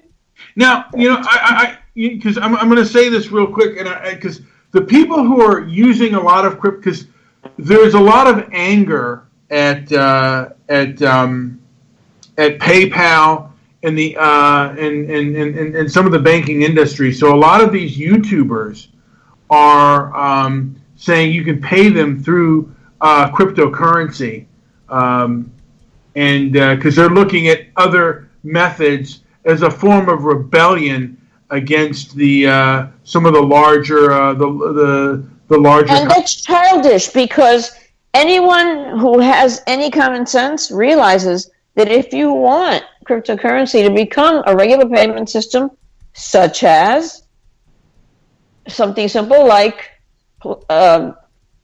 PayPal, it's going to have to be part of society. It's going to have to be relevant. It's going to have to be transparent. People have to identify who they are. Yeah, and well, I could see that sooner or later. It's going to continue. It's going to be transparent, and it's going to be used like anything else. It's going to become a regular part of the system. They're not going to give it up.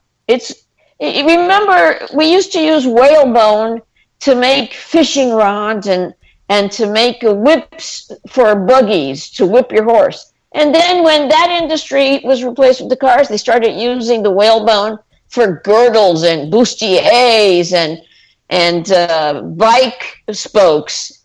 Things change. They change all the time. You know what? And change and get replaced by others. And JP, by the way, has been Yes.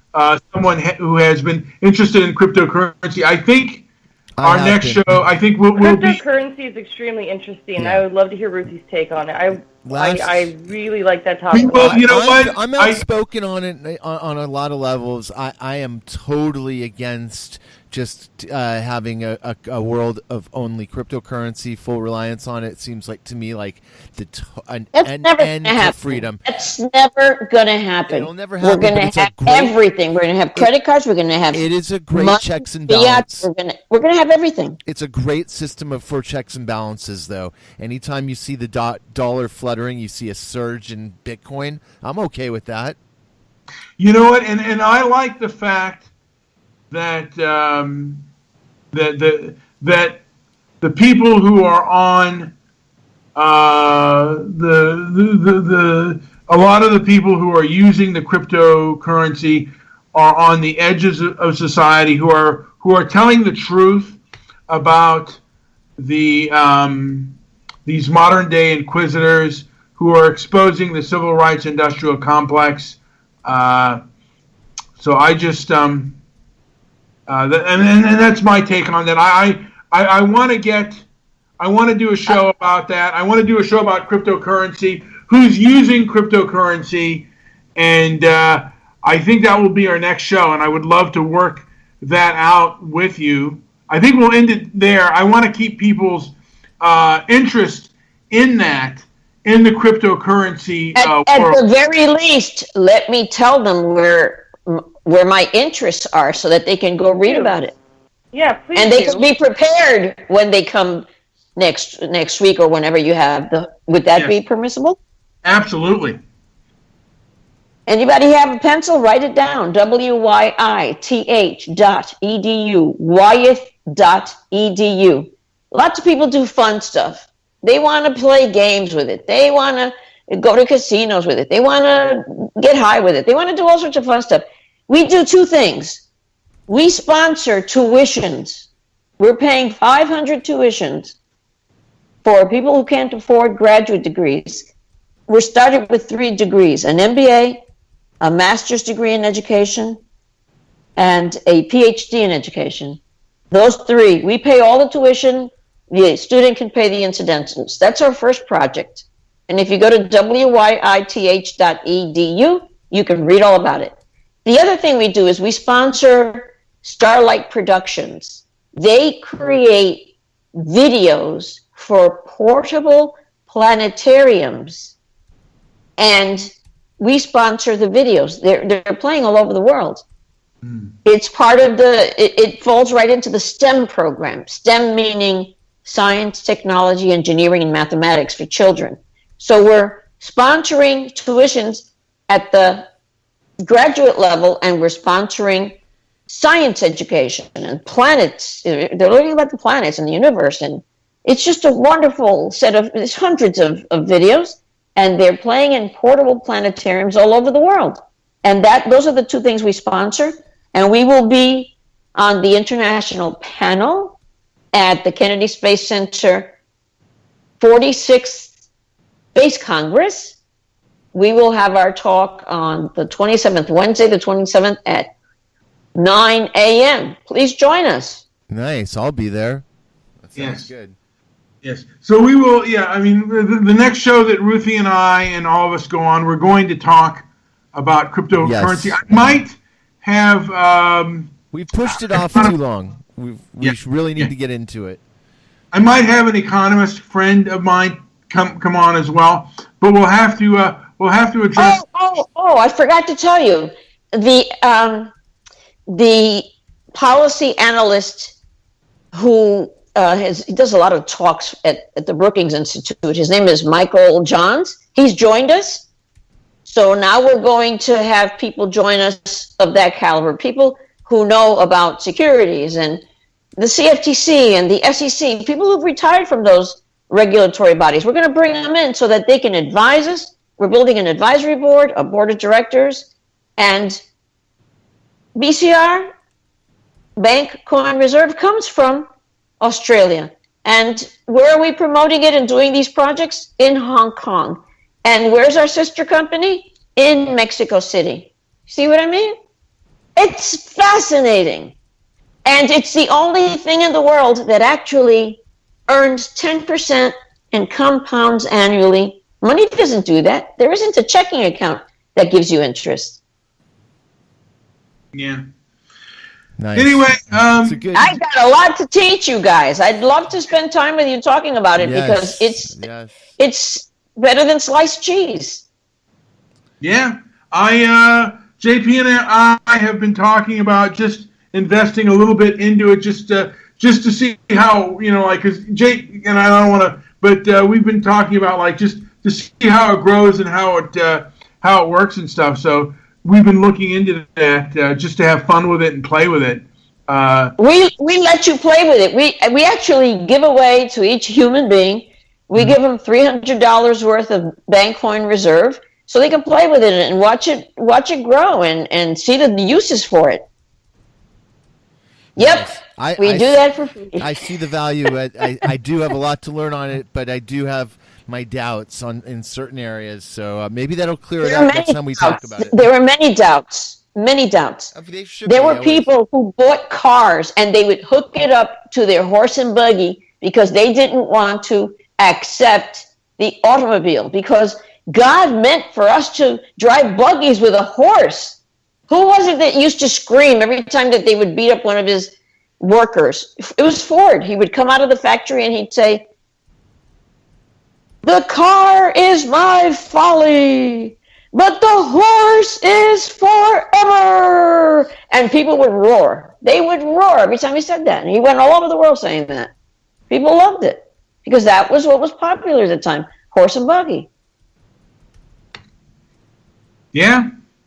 I mean, you don't scream across the street and over the mountain to call your cousin Helen. You pick up the phone and you call Helen's house. Technology changes and modernizes societies. This is just one new thing, one more new innovation. Yeah. Except that it's one of the biggest. Yeah.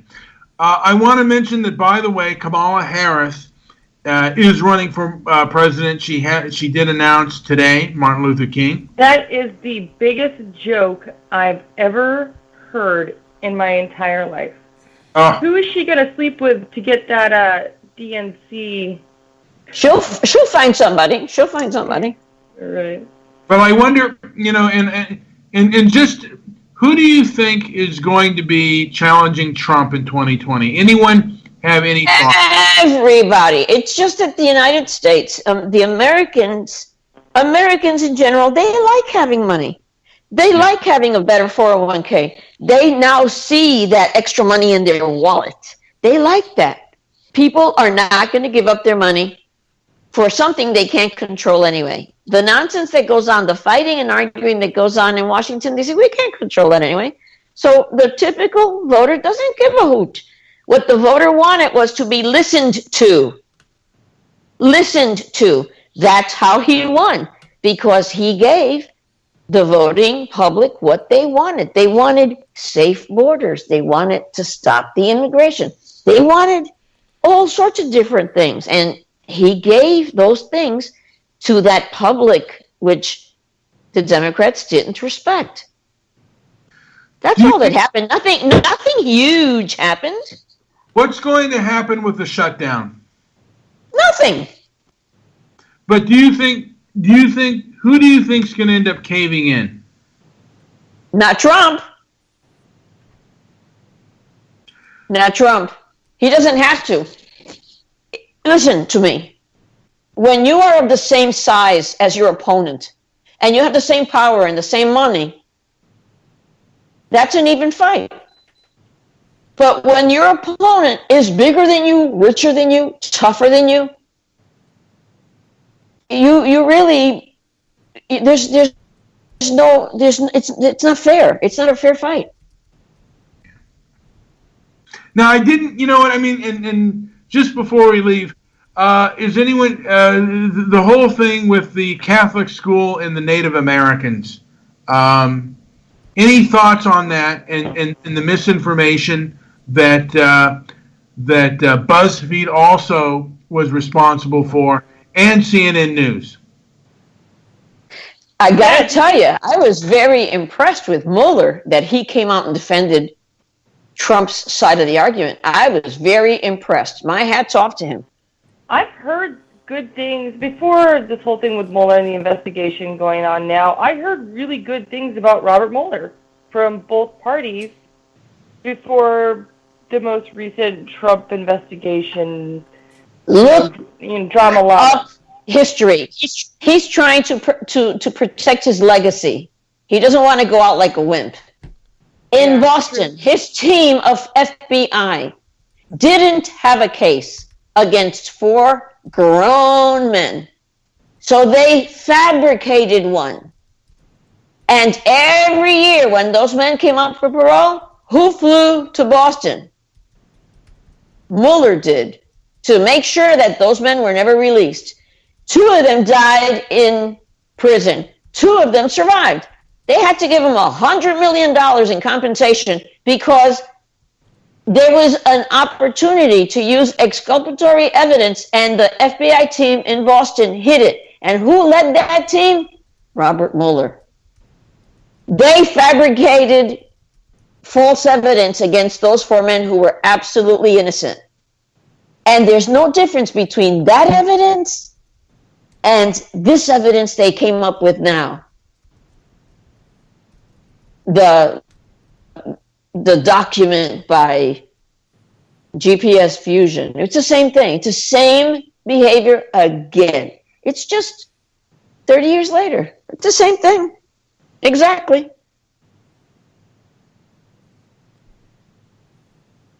Yeah. Yeah. Well, and I was talking about there was an incident with that BuzzFeed had and CNN was talking about. There was an incident on the Capitol with a group of a group of Native Americans and a group of Catholic school kids. People, where were you New Year's? Didn't you watch CNN on New Year's? Cooper Anderson actually said that his mother had sex with, who was it? Marlon Brando, was it? Why? He said that on the air. And that's a news program, and they allowed him to say that.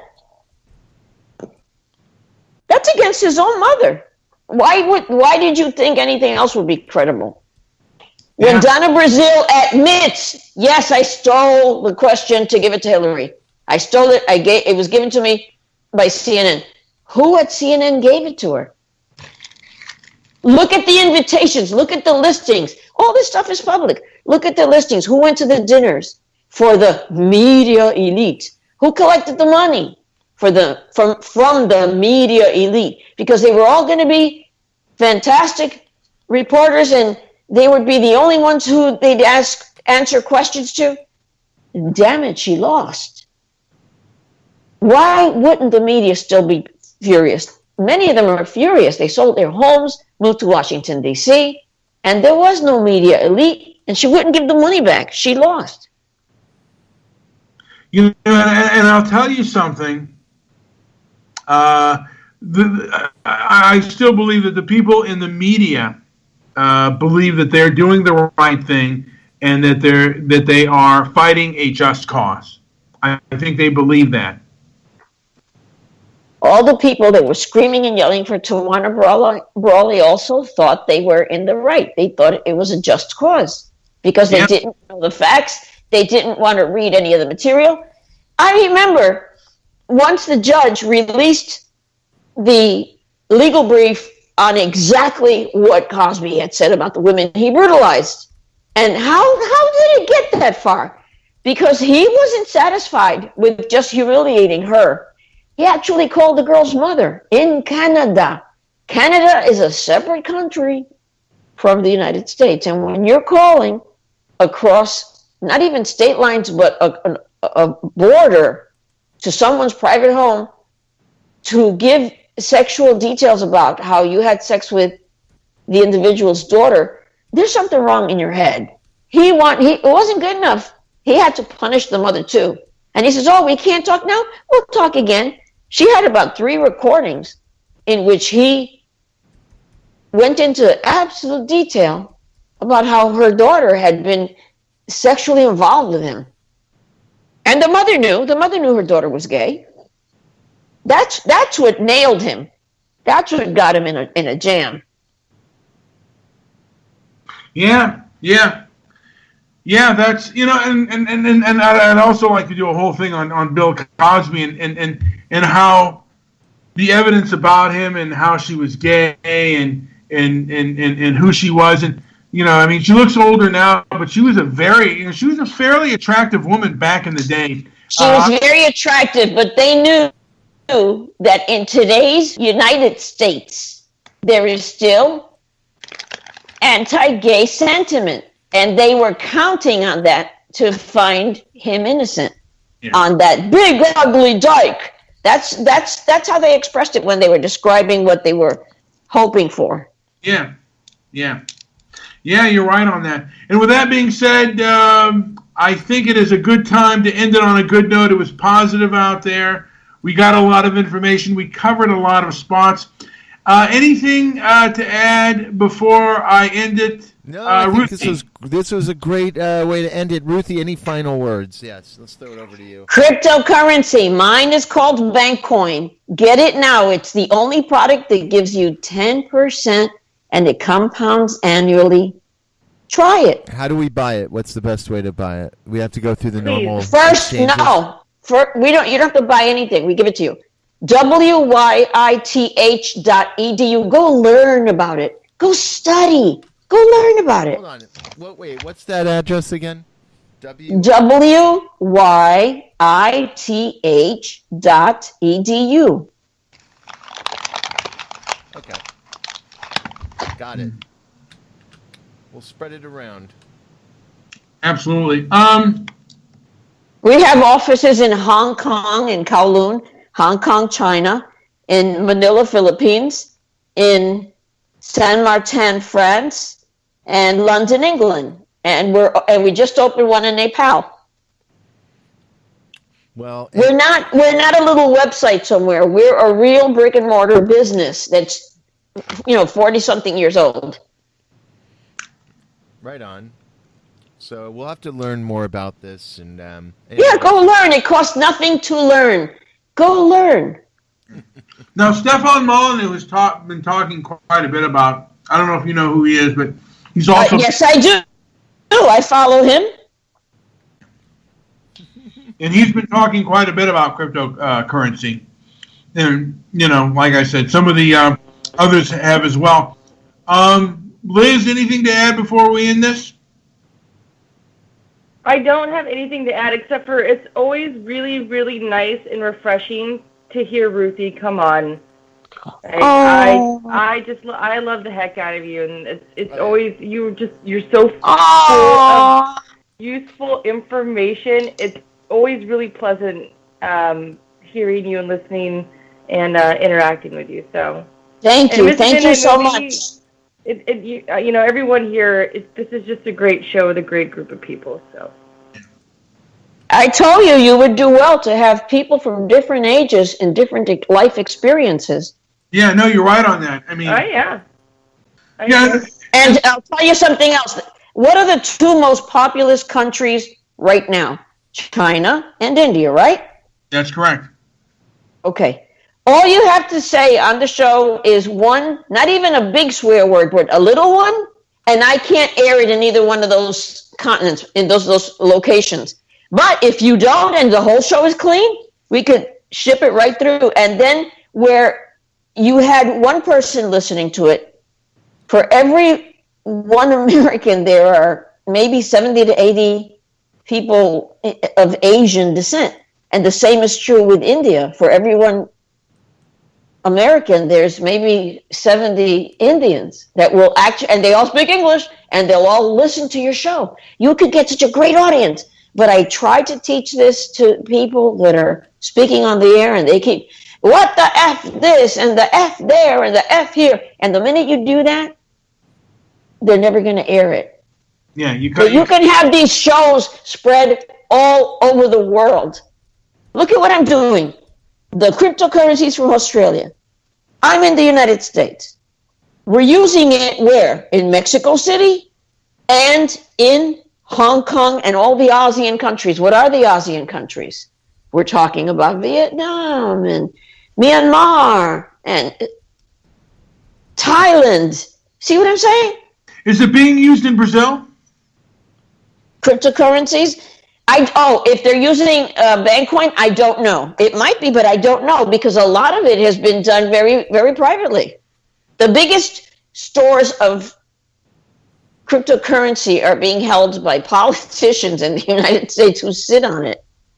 But by the way, because to me, the country to watch in Latin America, and I could be wrong on this, is Brazil. They are the one. They're the one government there in Latin America that seems to really have rejected socialism, and we'll see how well or how how it works for them. Speaking of socialism, I really hate this hypocrisy. Yeah. Annie Leibovitz took a beautiful picture of Ocasio, the socialist Congress girl from Westchester, New York. She's not from the Bronx. Yes. And the beautiful picture has her very masculine, testosteronic boyfriend on the left side of the picture. Now she's actually cutting him out. And how does she refer to him? Oh, my partner, my partner. And all her pictures she took with lesbians. So everybody thought she was a lesbian because that's what it meant to get that vote. So what does she do? Now she goes to a temple and she's dancing. Nagila. Now she's a Jew. No, she's not. She will steep into anything that will open the door, and she's looking for votes. She denied her own boyfriend. She doesn't live with a partner. She lives with her boyfriend, a very masculine man. But what does she call? Oh, I have my partner this and my partner that. Knock it off. What hypocrisy. Oh, yeah. Well, but the left, once she's in there, I mean, she's in a safe space, a safe seat, just due to the fact that, once she won the primary, she was safe, and the left loves her. She could do no wrong, she'll have a safe spot. I wonder, do you think she'll ever run for president? Oh, sure. If she's still around, sure. Why not? She's cute. Yeah, you're right. And she, because I don't think Elizabeth Warren's that bright, and she's running for president. So, I could see Mrs. Cortez running. Anyway, the thing is power. It's all about power. That's all. It is. Anyway, I think that'll do it for our show. I had a great time with you, Ruthie. Anything else to add before? We all did. We all had a good time, I hope. Yes. Well, I did. This was a great show, and I hope you come around more and more and more, Ruthie. And hey, guys. I would love it. I would love it. No appeasement for these fuckers. Oh, my God. You see? Who did it? Who made the swear word? You know what? Who did it? I can't. Delete the swear word, and then you can get into 400, 500,000 listens. I hit play. Yes. I'll play on an old show, and that was the first word to pop up, of course. So. Well, don't you know how to edit? Check yourself. Yeah. Don't worry. We'll be able to fix that. But thank you very much, Ruthie, for coming in. We enjoyed your. I want you to prosper. I want you to do well. I want you to do well, and I know how to do well with these wonderful little podcasts. Yes. And we'll. All right, we will. And it's so simple. Don't swear. Just don't swear. If you don't use a swear word, you're fine. I've been working on my swear words, Ruthie. She really has. She I have. catches herself all the time. And I've been very pleased with myself. Every time she does, she goes, "Oh my God, Ruthie's gonna kill me." Aww. Well, folks, this is the Thanks for best listening to show Inflammatory on Talk, Blog Talk and and we'll the be best back again show soon. on the internet. Shut up! nobody, and I mean nobody, tackles issues like inflammatory talk. Shut up! And Mr. Midnight Movie,